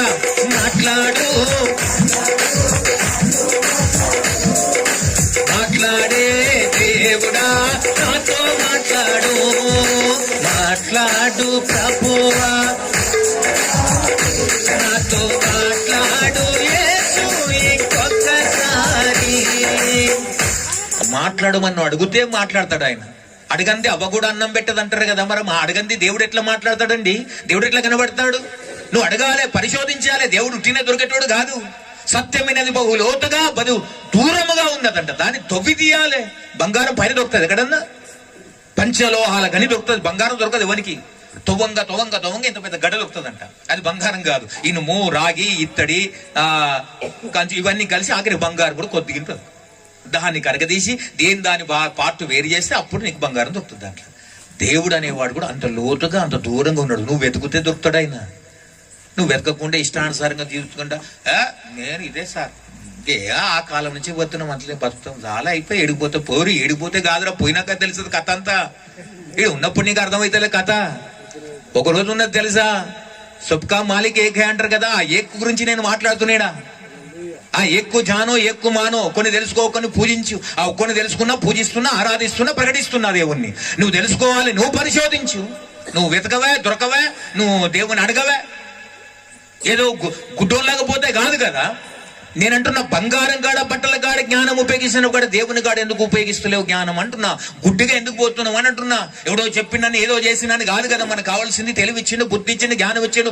ఆలోచించమని తెలివిచ్చినాక ఆలోచించకుండా తప్పు నీదైతుంది కానీ దేవుని కాదు కదా. కాబట్టి ప్రభు నందు ప్రియులారా, కాబట్టి వాడు భార్య అని చెప్పి పక్కూరికి పోయి విందామని పోతున్నాడు, ఎంత మూర్ఖుడీడు. కాబట్టి ఇప్పుడు ఎవడో చెప్పిందని పోకు, నీ ఇష్టం, తెలుసుకో, పరిశోధించను. మూడవ మూర్ఖుడు కదండి. ఈ మూడోడు ఇద్దరు స్నేహితులు, ప్రాణ స్నేహితులు అంటారు. ఇద్దరు ప్రాణ స్నేహితులు బాగా చాలా క్లోజ్ ఫ్రెండ్స్. ఇద్దరు కలిసి వెళ్తుంటారంట. పట్టుకుండా పోతుంటే ఒకనికి అనిపించింది, అరే దేవుడు నీకు ప్రత్యక్షమైతే ఏమడుగుతావురా అన్నాడంట ఒకడు పెద్దోడు చిన్నోడు. అప్పుడు ఈ చిన్నోడు అన్నంట, అబ్బా ఎంత మంచి మాట అడిగినవే. దేవుడు ప్రత్యక్షమైతే ఏమడుగుతున్నావు? ఒక 50 గొర్రెలు అడుగుతాను, గొర్రెల మేకలు అడుగుతా అన్నాడంట. బతకనికి అవసరమైతే కదా దేవుడా నాకు కనబడ్డం వందనాలు, ఒక 50-100 గొర్రెలు ఈ ప్రభు బతుకుతానేనా అని అడుగుతా అంటే, ఓకే రైట్. వీడు అన్నాడంటే, సరే నేను 50 గొర్రెల మేకలు అడుగుతానేమో, నువ్వేం అడుగుతావు దేవుడు నీకు ప్రత్యక్షం? వీణు అడిగిండంట మళ్ళీ అదే ప్రశ్న, నువ్వేం అడుగుతావు అంటే, వాడన్న ఆలోచించి నేను పులిని అడుగుతాడా అన్నాడంట. పులిని అడుగుతా. ఎందుకురా పులి అని అంటే, నీ మేకలు తినడానికి అన్నాడంట. నా మేకలు ఎట్లా తింటావురా, నా పులి నానికి అత్తం ధూమ్ తడక కొట్లాడుతూ రక్తం గారేటాడు కొట్లాడుకుంటారు ఇద్దరు. కొట్లాడుతుంటే ఈ మంత్రి పోతున్నాడు కదా, పోయి ఏంద్ర ఇద్దరు కొట్లాడుతారని చెప్పి ఆడదాకా పోయి అరే ఆగురు ఆగురని ఇద్దరు రాపి ఏ సంగతి ఇంతకనం కొట్లాడుతారు కథ ఏంది అని చెప్పేసి ఆపారంటే ఏంది కొట్లాడుతారంటే లేదు సార్ నా మేకల మీద కూడా పులి వదులుతాడంట. అవురా పుదలుతా వదులుతాం మరి వాడి మేకలు ఉంటాను మేము నా పులేట్ల బతకాలి మరి అసలు నీకు పులి ఉన్నారంట లేదు, నీకు మేకలు ఉండే అంటే లేవు, మరి లేదెందుకు కొట్లాడుతున్నారా ఇప్పుడు ఏమనాలి వీళ్ళని? ఎంతమంది దొరికారు ఇప్పుడు? ఎంతమంది అయ్యారు ఇప్పుడు? రైట్, వెరీ గుడ్, బాగా ఇంటున్నది మీరు కథ. 4 మురుకులు దొరికారు. మురికిలు అట్లా పోతున్నాడు. కాబట్టి ప్రభునందు ప్రియులారా, పనికిరాని కయ్యాలంటారు చూడండి, దారినపోయి కంపెనీ ఎత్తికి చుట్టుకుంటారంటారు చూడుకుంటారు. కాబట్టి అది దారిపోయి దాని పోవాలి కానీ మధ్యలో జ్వరపడతారా నువ్వు అని అంటారు కదా. దారిపోయి కంపెనీ ఎత్తి చుట్టుకోవడం అంటే ఇదే పనికిరాని కయ్యాలంటారు. కాబట్టి ప్రభునందు ప్రియులారా, చాలా మంది జీవితాల్లో క్రైస్తవ విశ్వాసం కూడా ఇది ఉన్నది దరిద్రం. ఏంటి తెలుసా అండి? ఆ ఇంటి సంగతులన్నీ ఈ ఇంటికి మోసేవమ్మ, ఆ ఇంటి సంగతులన్నీ ఈ ఇంటికి చెప్పేవమ్మ, పొరిగింటి విషయాలన్నీ చాటింపు వేసేవమ్మ, ఇక్కడి మాటలు అక్కడ చెప్పి మంచిని చెడుగా తిప్పి, ఇక్కడి మాటలు అక్కడ చెప్పి మంచిని చెడుగా తిప్పి, కొండాల్లో పెట్టావోకమ్మా ఊరుకునే ఉంటే జగడాలు మానే పెద్దమ్మా, కొండాలు పెట్టక పెద్దమ్మా. కాబట్టి దేవునికి స్తోత్రం. కాబట్టి ఇద్దరు ఇప్పుడు ఎంతమంది దొరికిరు? ఇంటురా బాగా 4. అంటే ఒకడు మొదటోడు ఏంటిది? గాడిద మీద కూర్చొని తన మూట తన మోసినోడు ఆడు ఒక మురుకుడు. రెండోవాడు భార్య మీద అరిచి పక్కూరులో అయినా పడుతుందా లేదని పోయేటోడు ఆడు రెండో మురుకుడు. 3, 4 పులిలే అని మేకలే కొట్లాడుతూ వస్తున్నారు. ఈ పనికిరాని కాయాలంటే ఇది. ఎందుకు పనికొచ్చిన వాంతుడు ఈంతుడు కొట్లాట ఎందుకు అని చాదిందిగా జిందగీయే.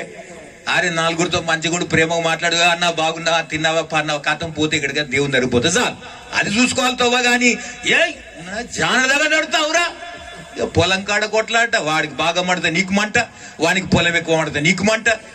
ఈర్ష్యపగా కుట్రలు ఇదేందండి? 4 దినాలు బతికేది మన చిందగి. సంతోషంగా 4 ప్రేమగా ఉండు, 4 సంపాదించుకో, మంచి తోవ చూసుకొని పో, పరలోకానికి పోతావు. దేవునికి స్తోత్రం, హల్లెలూయా. దేవుడు ఏం చెప్పాడంటే నీ శత్రువును సైతం కూడా ప్రేమించమన్నాడు. హల్లెలూయా. బైబిల్ చెప్పిన యేసేమన్నా నిన్ను వలని పొరుగు అని, మరి అది కూడా లేకపోతే ఎట్లరా నాయన నీకు? పక్కోని ప్రేమించవు కదా, నిన్ను వాళ్ళని నువ్వు ఎట్లా ప్రేమించుకుంటు నీ స్నేహాన్ని పక్క వాళ్ళని కూడా అదే ప్రేమించాలి. అదే ప్రేమ మూర్తి యొక్క లక్షణం అని బైబిల్ అంటుంది. దేవునికి స్తోత్రం. సరే, అదే విధంగా అయితే ఇంకోడు పోతుండే ఇట్లా 4 ఎంతమంది అయ్యారు? 4.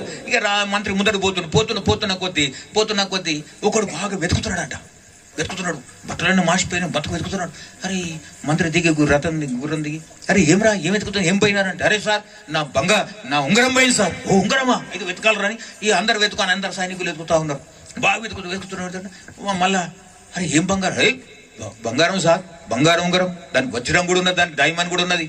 ఓ అబ్బో డైమండ్ కూడా ఉందంటారు అని వెతుకుతా ఉన్నారు. అంత వెతుకుతున్నారు, ఎంత వెతుకు దొరుకుతలేదు. ఈ మంత్రి కూడా వెతిక ఎక్కడ చూడ, అరే ఏందిరా అసలు ఎక్కడ పోయిందిరా అని అడిగిందంట. అదిగో అక్కడ పోయింది. ఈడెందుకు వస్తున్నాడు, ఈడ వెళ్తున్నాను, ఈడ వెతుకుతున్నాను. పోగొట్టుకుంది ఒక దగ్గర, వెతికేది ఏ మనిషిరను. ఈ దిమాగ్ కూడా ఆలోచించలేకపోతాను. వీడు మూర్ఖుడా కాదా? పోగొట్టుకుంది ఒక దగ్గర అయితే ఇంకో దగ్గర వెతికితే ఎట్లా నాయనా? వెతుకు, పరిశోధించు. దేవుడు నన్ను వెతుకు వారికి నేను దొరికేదని అన్నడా లేదా? యెషయా గ్రంథం 56లో 6వ వచనం ఉన్నది, నన్ను వెతుకు వారికి నేను దొరికేదాను, నేను సమీపముగుండగా నన్ను వేడుకొనుడని అన్నాడు ఆయన వెతికే కాలం ఇది. దేవుని వెతికే కాలం, దేవుని పొందే కాలం. ఇంకెంతకాలం దేవుని వెతుకోకుండా బతుకుతావు? ఇంతలో కనబడి అంతలో మాయమైపోయి ఆవిరి వంటిది జీవితం అన్నది. ఏ క్షణం ఏది వస్తుందో తెలియదు మనకు, ఏ విపత్తు వస్తుందో తెలియదు. మన కరోనా వచ్చింది, అందరు ఇంట్లో బంద్, జలకాలంలో ఉండడం అన్నా లేదు అందరూ. మరి అట్లనే ఇంకో విపత్తు వచ్చి ఏం చేస్తావు? డబ్బకుమని పోయే కాలం రోగం వచ్చింది అనుకో మనకి. ఇప్పుడు గాలిలే రోగం వచ్చింది అనుకో, ఏం చేస్తావు? గాలి పిలుచుకొని ముక్కు ముసుకుంటారు ఎవడన్నా, బతాడు ఎవడన్నా? డబ్బకుమని అందరం పోతాం. నేను పోతే నాకు గ్యారెంటీ ఉన్నది, దేవుని దగ్గర పోతా. నీకుందా గ్యారెంటీ? ఆమేన్, హల్లెలూయా. నాకు ఆ నమ్మకం ఉంది. ఈ క్షణమున పోయినా కూడా బిందాస్ గా దేవుని దగ్గర పోతా. ఉంటే ఆయన పని చేస్తే, పోతే ఆయన దగ్గరికి పోతా. ఆ ధైర్యం ఉన్నదా నీకు ఈ రోజున? నా యేసు నాకు ఇచ్చిన ధైర్యం అది. ఎందుకంటే ఆ పరమాత్మని నేను తెలుసుకున్నా, ఆ పరమాత్మని అర్థం చేసుకోగలిగిన, ఆ పరమాత్మ వాక్య ప్రకారం నడవడం మొదలుపెట్టిన. అందరిని ప్రేమిస్తా, నా శత్రువుని ప్రేమిస్తా, తిట్టున్నది ప్రేమిస్తా, మంచిని అందరిని ప్రేమిస్తా. అరే 4 దినక జింది అందరు కలుపుకొని పోవాలి మనం. కాబట్టి వెతుకురా అంటే ఎక్కడ పడితే అక్కడ వెతుకుడు కాదు, ఏడ పోట్టుకున్నాడో వెతుకు. కానీ దేవుడు దొరికే కాలం ఇది కలియుగం అంటారు కదండి అందరూ. కలియుగం కాబట్టి దేవుడు మరి వెతకాలి కదా. ఏ క్షణంలో ఏ సంభవిస్తుందో తెలియదు కాబట్టి వెతుకు, దేవుణ్ణి వెతికి దొరికిందని తెలుసుకోవాలి కదండి. బైబిల్ అన్నది ఆమె ఒక ఇంట్లో అది పోగొట్టుకొని దీపం పెట్టి ఇల్లంతా వెతికిందంట. ఆ నాన్న దొరకంగానే తీసుకో, రే నాన్న పోగొట్టుకున్న నా నాన్న దొరికింది రంటారు అని సంతోషించిందంట. దేవుడు దొరికితే ఆనందించాలని హృదయంలో సంతోషం. ఎప్పుడు కొంత సీరియస్ ఉంటుంది. ఇదేం సీరియస్ రా, ఏసైనా నమ్మినాక ముఖం కట్టుకుంటారా అండి. నవ్వు ప్రేమ ఉండాలి, నవ్వుతూ ఉండాలి, నలుగురిలో మాట్లాడితే మాట్లాడాలనిపించాలానికి. సీరియస్ ఉంటే అటాన్షన్ మిలిటరీ రూమ్లో టక్క నడిచేది కాదు ఇది. దేవుని నమ్మినాక హ్యాపీగా ఉండు, నలుగురితో సంతోషంగా ఉండు. ఏం పోగొట్టుకుని ముత్యాలు రాలుతాయి నవ్వుతే. హల్లెలూయా. ఆనందించే ప్రభువు నందు మరలా చెప్పేదను ఆనందం. కాబట్టి ఇప్పుడు ఏడిచే వాళ్ళ దగ్గర పోయి నవ్వినా ఉంటుంది, ఈ పద వాళ్ళు కొడతారు. ఏడ్చే వాళ్ళు ఇంట్లో బాధపడుతుంటే ఆడ నవ్వుతారు ఎవడన్నా? నవ్వమన్నగా సార్ అంటే ఊరే పిచ్చోడా, నవ్వే కాడ నవ్వాలి. ఇప్పుడు నవ్వే ఇంట్లో పోయి అమ్మో దేవుడు అని ఏడ్చినాం అనుకో, ఏమరా మేమంతా నవ్వుతూ ఏడుస్తున్నాం అని సంసారాలేదు. కాబట్టి ఈ పాల పట్టుకోకుండా ఉండాలంటే ఎక్కడ ఏం చేయాలో తెలివి ఉండాలి, జర ఉపయోగించాలి దిమాగ్. దేవునికి స్తోత్రం. హల్లెలూయ. ఇప్పుడు ఎన్నోడు దొరికిండు ఈడు 5 ఎటువంటి వాడు? ఒక ధర పోగొట్టుకొని ఇంకో ధర వెతికెట్టుడు. నువ్వు ఏది వెతుకుతున్నావు ఈరోజు దొరికిందా నీకు వెతికేది విధానం తెలుసుకో. ఆ పరమాత్మను నేను వెతుకుమని అంటున్నాడు, ఆయన తెలుసుకోమంటున్నాడు. ఇప్పటిదాకా తెలుసుకోకుండా ఉంటావు. ఎంతకాలం ఆయనకి దూరంగా ఉండిపోతావు ప్రియ దేవుని బిడ్డలారా. ఇది రక్షణ కాలం, ఇది రక్షణ కృపకాలం, ప్రభు త్వరగా రా సమయం. ఇది రక్షణ కృపకాలం, ప్రభు త్వరగా రా సమయం. ఇక ఆలస్యం లేదికా, ఇక ఆలస్యం లేదికా, మనసు మార్చుకో నీవికా, మనసు మార్చుకో నీవికా. ఇది రక్షణ కృపకాలం, ప్రభు త్వరగా రా సమయం. ఇది రక్షణ కృపకాలం, ప్రభు త్వరగా రా సమయం. కాబట్టి దేవుడు వెతికే కాలం ఇది. నువ్వు వెతుకుతే దొరకాలని ఆశపడుతున్న దేవుడు. అంటే బూదిగంత నివాసులారా నా వైపు చూసి రక్షణ పొందునని ప్రకటిస్తున్నాడు. ఇంకా వెతకకుండా దేవుడు దొరికినా కూడా అర్థం చేసుకోకుండా అట్టనే ఉంటే గూట్లో పెడితే ఎట్లా? బైబిల్ చాలా మంది గూట్లో పెడతారు. ఆదివారం టకా దుమ్ము దులిపి తీసుకొస్తారు. దరిద్రం పాడుగా కదా పెట్టేది. నీ గూట్లో పెట్టడానికి పెట్టింది. నీ హృదయమైన ఫలకం మీద నా ధర్మశాస్త్రము రాయబడాలి అని వాక్యం అంటుండగా ఇక్కడ రాయబడాలి వాక్యం. ఇక్కడ భద్రపరచుకునే దాని ప్రకారం నడువు. కడుపు నిండినదే నోరు మాట్లాడును అంటే హృదయం నిండిందే నోరు మాట్లాడుతుంది. కడుపులో దుఃఖం ఉంటే కళ్ళకు నీళ్ళు వస్తాయి అన్నట్లుగా. కాబట్టి నీ హృదయములో వాక్యం రాయబడితే నీ నోటికి అదే అందుతుంది. దేవునికి స్తోత్రం. హల్లెలూయా. హృదయంలో విశ్వాసం ఉంటే విశ్వాస మాటలు వస్తాయి. ప్రార్థన గంట సేపు చేస్తావు, మాటలు మాత్రం అవిశ్వాస మాటలు మాట్లాడితే ఏమంటే అర్థం? విశ్వాస మాటలు మాట్లాడాలి, ధైర్యం మాటలు మాట్లాడాలి. కాబట్టి ప్రభు నందు ప్రియులారా, ఇది ఎన్నో వాడు దొరికింది, ఇప్పుడు 5వ వాడు. ఇంకా 2 కావాలి కదా. రాజు 5గురిని ఎక్కించుకొని రాత్రికి తీసుకుపోయాడు మంత్రి గారు. తీసుకుపోయినాక మంత్రి రాజు అన్నాడు. ఒక్కొక్కని గురించి చెప్తుంటే రాజా అని నవ్వుతున్నాడంట. వికట హాసం అంటారు కదా, అట్లా నవ్వుతున్నాడు. వీడు ఇటువంటి మూర్ఖుడు సార్, వీడు మూటెత్తుకొని గాడిద మీద కూర్చొని మూటెత్తుకున్నాడు. వీడి భార్య నడిచి పక్కింటికి ఊర్లో అయినా పడుతుందని వినడానికి పోయినాడు. 2 కయ్యాలు పుల్లిది మేకల్లో కొట్లాడుతున్నారు అని చెప్పాడు. ఒకడేమో ఎక్కడో పోగొట్టుకొని ఒకదారి ఎత్తుకుతున్నాడు, ఇక్కడ వెళ్తుందని వెతికిండు. ఇటువంటి వాడు అని చెప్తున్నాడు. రాజు అందరు నవ్వి 5గురి గురించి నవ్విడు బాగా. మరి ఇంకా 2 ఏరి అని అడిగాడంట రాజు. ఇంకా 2 కావాలి కదా, ఇంకా 2 ఏనంటే అప్పుడు ఈ మంత్రి అన్నాడంట, దేశంలో ఇన్ని సమస్యలు ఉండగా, ఇన్ని బాధలు ఉండగా, ఇన్ని కష్టాలు ఉండగా, మనుషులందరూ నరకయాతన, కరువులో, కాటకాల్లో ఇబ్బందులు పడుతుండగా నీకేమో మూర్ఖులు కావాల్సి వచ్చిందా? 6వ వాడు నువ్వే రాజా. ఇంత కష్టం పెట్టుకుని దేశంలో బాధపడుతున్నది పట్టించుకోకుండా పనికిరాని పరిహాసం కోసం మూర్ఖుని తీసుకో. 6వ వాడు నువ్వు. సరే నువ్వు చెప్పినవు సరే, నాకన్నా బుద్ధి ఉండాలిగా మంత్రి గానికి, నాకు కూడా లేదు. నేను ఒక 7వ మూర్ఖుని అని అన్నాడంట. హల్లెలూయా. 7గురు అయిపోయారా? ఇప్పుడు నువ్వు మూర్ఖుడువా జ్ఞానవంతుడో తేలిపోవాలి. ఏదైనా మూర్ఖుడి తత్వం ప్రవర్తించేద్దు. అలాంటి గుర్రమంకంటారు చూడు, నువ్వు బొదరా ఉండరు, ఎడు పడతా అటు పడతావు, గుర్రబో ఒక్కటి పడతా అన్ని పడతాయంట. మనకు తెలియదు కథ చెప్పారు పెద్దలే. కాబట్టి గుర్రమంకులాగా ఉండద్దు, గుడ్డోలాగా నడవద్దు. మనం నేత్రంలో ఉన్నాయి, కళ్ళు ఉన్నాయి, తెలుసుకో. దిమాగ్ ఉంది, ఆలోచించు. నోరుంది, అడుగు దేవుణ్ణి. ఇన్ని ఇచ్చిన దేవుణ్ణి ఎప్పుడైనా కొలిసావా? ఆ దేవునికి ఏదో సార్ ఎంటుకలు ఇస్తా సార్, ఏ ఎంటుకలు తింటాడరా నీ ఎంటుకలు? దరిద్రం పాడుగా ఎంటుకలు ఇస్తాడు, జుట్టు ఇస్తా. ఏమి ఎంటుకలు కావాలి నీ ఎంటుకలు? కొందరు కొబ్బరికాయ కొట్టి అటు చిప్ప నాకు చిప్ప, ఏంది పంచుకుంటావా? దేవునికి నీ కొబ్బరికాయ అవసరం లేదు, అగరబత్తి అవసరం లేదు, ఎంటుకలు అవసరం లేదు, ఏది అవసరం లేదండి. నీ హృదయం అనే కావాలి. ఆమేన్, హల్లెలూయా. హృదయం అన్నటి తలుపు నొద్ద యేసు నాథుండు. హృదయం అన్నటి తలుపు నొద్ద యేసు నాథుండు. నిలచి సదయుడగుచు తట్టుచుండు సకల వేదములను. నిలచి సదయుడగుచు తట్టుచుండు సకల వేదములను. నీ హృదయాన్ని ప్రతిరోజు తడుతున్నాడు. ఒక్కసారి తెలుసుకోరా. నువ్వు కన్ను మూసే లోపల ఆ పరమాత్మను తెలుసుకోవాలి. లేకపోతే ఆయన ఎదుట న్యాయపీఠం మీద నిలబడక తప్పదు. ఆ రోజున ఏంద్రా ఇంత ఆయుష్ ఇచ్చినా ఏం చేస్తావని అడిగినప్పుడు అప్పుడు నువ్వు సమాధానం చెప్పలేని పరిస్థితి ఎదురవుతుంది. ప్రియమైన బిడ్డలారా, జాగ్రత్త, ఆలోచించు, సరి చేసుకో.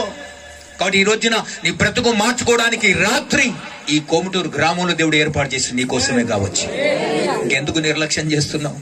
ఇంకెంతకాలం దేవునికి దూరం ఉండిపోతావు? ఎంతకాలం దేవునికి ఆశకరంగా బతుకుతావు? ఇంకా దేవుణ్ణి దూషించకుండా బతుకుతావు? దేవుడు వెనకడికి అన్నాడంట, దేవుడు లేడు, ఏమి లేడు అని అంటే, అవురా దేవుడు ఎక్కడ పైన ఉంటాడు, ఉంచిరా అన్నాడు. టూ అని ఉంచిన్నాడు. ఎవరి మీద పడుతుంది? తిని దేవుని దూషించి ఎవడు బాగుపడ్డాడు రా ఈ దునియాలా? ఎవడు బాగుపడలే. పరమాత్మను దూషించకు. నీకు అర్థం కాకపోతే అర్థం కానట్టుండు, అర్థమైతే అర్థమైనట్టు నడువు. కానీ అనవసరంగా దేవుణ్ణి, పరమాత్మని, యేసుప్రభువుని దూషించడం వల్ల నష్టం నీకే. ఆయనకేం కాదు, ఆయనకేం వస్తుందండి ఒరిగేది. ఊరి నాయన, నువ్వు ఇంతలో కన్నబడి అంతలో మాయమయ్యే ఆవిరి వంటిదిరా జీవితం. లోకాన కాదేది శాశ్వతం. కొంతసేపు కన్నబడి అంతలో మాయమయ్యే ఆవిరి వంటిదిరా జీవితం. లోకాన కాదేది శాశ్వతం. యేసే నిజ దేవుడు, నిత్య జీవమిస్తాడు. యేసే నిజ దేవుడు, నిత్య జీవమిస్తాడు. జీవమైన నిన్ను విడువడు. అంతసేపు కనబడి అంతలో మాయమయ్యే ఆవిరి వంటిదిరా జీవితం. లోకాన కాదేది శాశ్వతం. వండర్ఫుల్ బిడ్డ, గాడ్ బ్లెస్ యూ. దేవునికి స్తోత్రం. కాబట్టి ప్రభునందు ప్రియులారా, కొంతసేపు కనబడి అంతలో మాయమైపోతున్నావు. ఇంకెంతకాలం నీ జీవితం, ఎంతకాలం బతం గ్యారెంటీ ఉందా? మనకేమన్నా ఎవరైనా గ్యారెంటీ ఇచ్చిందా? మనం కొన్నదానికే గ్యారెంటీ లేదు, మనకేం గ్యారెంటీ? ఇంతలో కనబడి అందులో మాయమైపోయే స్థితిలో ఉంటున్నావు నీవు. ప్రియమైన బిడ్డలారా, ఈ రాత్రి దేవుడు ఒక మాట ప్రకటిస్తున్నాడు. ఒకవేళ నువ్వు మారాలనుకుంటే ఎక్కడ ఎవరూ కాదు, కళ్ళు మూసుకొని ఆ పరమాత్మ వైపు ఎదురు తెచ్చాలు. అయ్యా ఒక్కసారి నన్ను రక్షించు ప్రభువా, దేవా నా జీవితాన్ని కదిలించి ప్రభా అంటే చాలని రక్షించడానికి సిద్ధమైన దేవుడు అంచే. బైబిల్ ఒక మాట, మొదటి యోహాను రాసిన 9వ వచనంలో ఒక మాట రాసింది. మన పాపములు మనము ఒప్పుకునే ఎడల ఆయన నమ్మదగిన దేవుడు గనుక మన సమస్త పాపముల నుంచి దుర్నించి తొలగించి మనని పవిత్రులుగా చెయ్యును అని బైబిల్ అంటుంది. కాబట్టి నీ పాపాలు ఒప్పుకోవడానికి ఇది అవకాశం, ఇది అనుకూల సమయం, ఇది రక్షణ సమయం. నిర్లక్ష్యం చేయకు. నేనేం పాపం చేయాలనుకో. మనం మూర్ఖ స్వభావం, పుట్టుకతోటే మూర్ఖులుగా పుట్టాం. మన ఆలోచన రాంగ్, మన చూపు రాంగ్, మన మాట రాంగ్, మన నడక రాంగ్, అన్ని రాంగే. ఎక్కడ సక్కలేదు. మనం అందరం అనుకో సక్కటు ఉంది, సక్కటు ఉంది, సక్కట్లేదు. అరే అమ్మో, అందరు పుట్టుకతోడు వంకరోళ్ళం. మనం వంకరు దేవుడు సక్క చేయడానికి వచ్చిండు. ఆమేన్, హల్లెలూయా. యేసయ్య మతం మారడానికి, కులం మార్చడానికి రాలేదు, మనసు మార్పిడి చేయడానికి వచ్చాడు. ఆమేన్, హల్లెలూయా. మనసు మారి యేసు ప్రభువు నమ్మి నిత్య జీవానికి వారసుడు కావాలని ఈ రాత్రి దేవుడు నిన్ను పిలుస్తున్నాడు. ఇంకా ఎందుకు దూరం అయిపోతావు? కళ్ళు మూసుకుందాం, ప్రార్థన చేసుకుందాం. ప్రియమైన బిడ్డలారా, దేవుడు ఇంతసేపు నీతోటి నాతోటి మనందరితో మాట్లాడాడు. ఇంకా ఎంతకాలం దేవునికి దూరంగా ఉండిపోతావు? ప్రియ దేవుని బిడ్డలారా, ఇప్పుడు సాక్ష్యం ద్వారా దేవుడు నీతో మాట్లాడాడు. ఈ వాక్యం చేత నేను ప్రేరేపిస్తున్నాడు. యేసు నిజ దేవుడు నిన్ను రక్షించడానికి ఈ లోకానికి వచ్చాడు. ఆయన దూరం చేసుకోకు, ఆయనను ఆశపరచకు, ఆయనను దూషించకు, నష్టపోతావు నువ్వు ఒక రోజున. కాబట్టి తెలుసుకోకపోతే అర్థం చేసుకో. ఓ పరమాత్మ నాతో మాట్లాడమని అడుగు. ఆయన ఎవరితోడైనా మాట్లాడగలడు. ఆయన ప్రేమ గల దేవుడు, నిన్ను ప్రేమిస్తున్న దేవుడు అమ్మా. అయ్యా, నిన్ను ప్రేమిస్తున్న దేవుడు. ఆయన నీ జీవితాన్ని మార్చాలని ఆశ కలిగిన దేవుడు ఆయన. ఒకవేళ ఈ రాత్రి దేవుడు నీతో మాట్లాడి నీకు అనిపిస్తే, నిజంగా నన్ను దర్శించినాను, ఈ రోజు నాతో మాట్లాడగలిగాడు, నన్ను ప్రేరేపించాడు నా దేవుడు అనిపిస్తే, అందరు కళ్ళు మూసుకుందాం. ఎవరు కళ్ళు తెరవద్దు, అందరు కళ్ళు మూసుకొని. ఒకవేళ దేవుడు నాతో మాట్లాడి అనిపిస్తే మీ చేయతను మీకోసం నేను ప్రార్థన చేస్తాను. ఎవరైనా కానీ దేవుడు నాతో మాట్లాడి ఈ రాత్రి నన్ను బలపడతాడు, ఈ మాటల చేత అనుకున్న వారి చేయతను హల్లెలూయా. ఓ రిబాశాల కదందరియా, సిగ్గుపడుకు, భయపడుకు సహోదరి సహోదరుడా. దేవుడు నిన్ను దర్శించడానికి ఇష్టపడుతున్నాడు, నిన్ను తాకడానికి ఇష్టపడుతున్నాడు. ఈ రాత్రి నీ జీవితాన్ని మార్చాలని ఆశపడుతున్నాడు, అద్భుతం చేయాలని ఆశపడుతున్నాడు. హల్లెలూయా. ఓ రిబాశాల కదందరియా, పరిశుద్ధాత్మ దేవుడు అనేక స్తోత్రం. Thank you lord, thank you lord. పరిశుద్ధ వందనాలయ్యా. అయ్యా, నీ బిడ్డలు చేయొద్దారయ్యా. అయ్యా, చేతిన ప్రతి బిడ్డని జ్ఞాపకం చేసుకోండి అయ్యా. అయ్యా, విన్న వాక్య వారి జీవితంలో కార్యము జరుగును గాక, వారి జీవితంలో అద్భుతము జరుగును గాక. చీకటి, పాపము, రోగమాలను విడిచిపోమని ఆజ్ఞాపిస్తున్నాడు. ఈ అయ్యా స్తోత్రం. జ్ఞాపకానికి పని బలమైన కార్యం జరిగింది. జ్ఞాపకులు వారు అంటగట్టబడాలి, కట్టబడాలి, అద్భుతము జరగాలని మీరే కార్యం జరిగించి దీవించారు. సమస్త ఘనతనికే తెలుసు. ఈ అయ్యా స్తోత్రం వచ్చిన వారందరినీ పేరు పేరు నుంచి వెనకల కింద భద్రపరిచి సంరక్షించి, కాపుదలు సంరక్షించి, నీకే మహిమ, ఘనత, ప్రభావాలు చేసి అయ్యా వీరందరి జీవితంలో వెలుగు నింపి సమాధానంతో వారిని దీవించి యేసు నామమున ప్రార్థిస్తూ వేడుకుంటున్నాము తండ్రి. ఆమేన్, ఆమేన్. ఇంతవరకు ఓపికతో ఉన్నందుకు మీకు అందరికీ కృతజ్ఞతలండి. ఇంతవరకు నా ఛానల్ సబ్స్క్రైబ్ చేసుకోకపోతే దయచేసి సబ్స్క్రైబ్ చేసుకోండి, లైక్ చేయండి, షేర్ చేయండి. ఇంకా లేటెస్ట్ వీడియోల కోసం బెల్ ఐకాన్ మీద క్లిక్ చేయండి.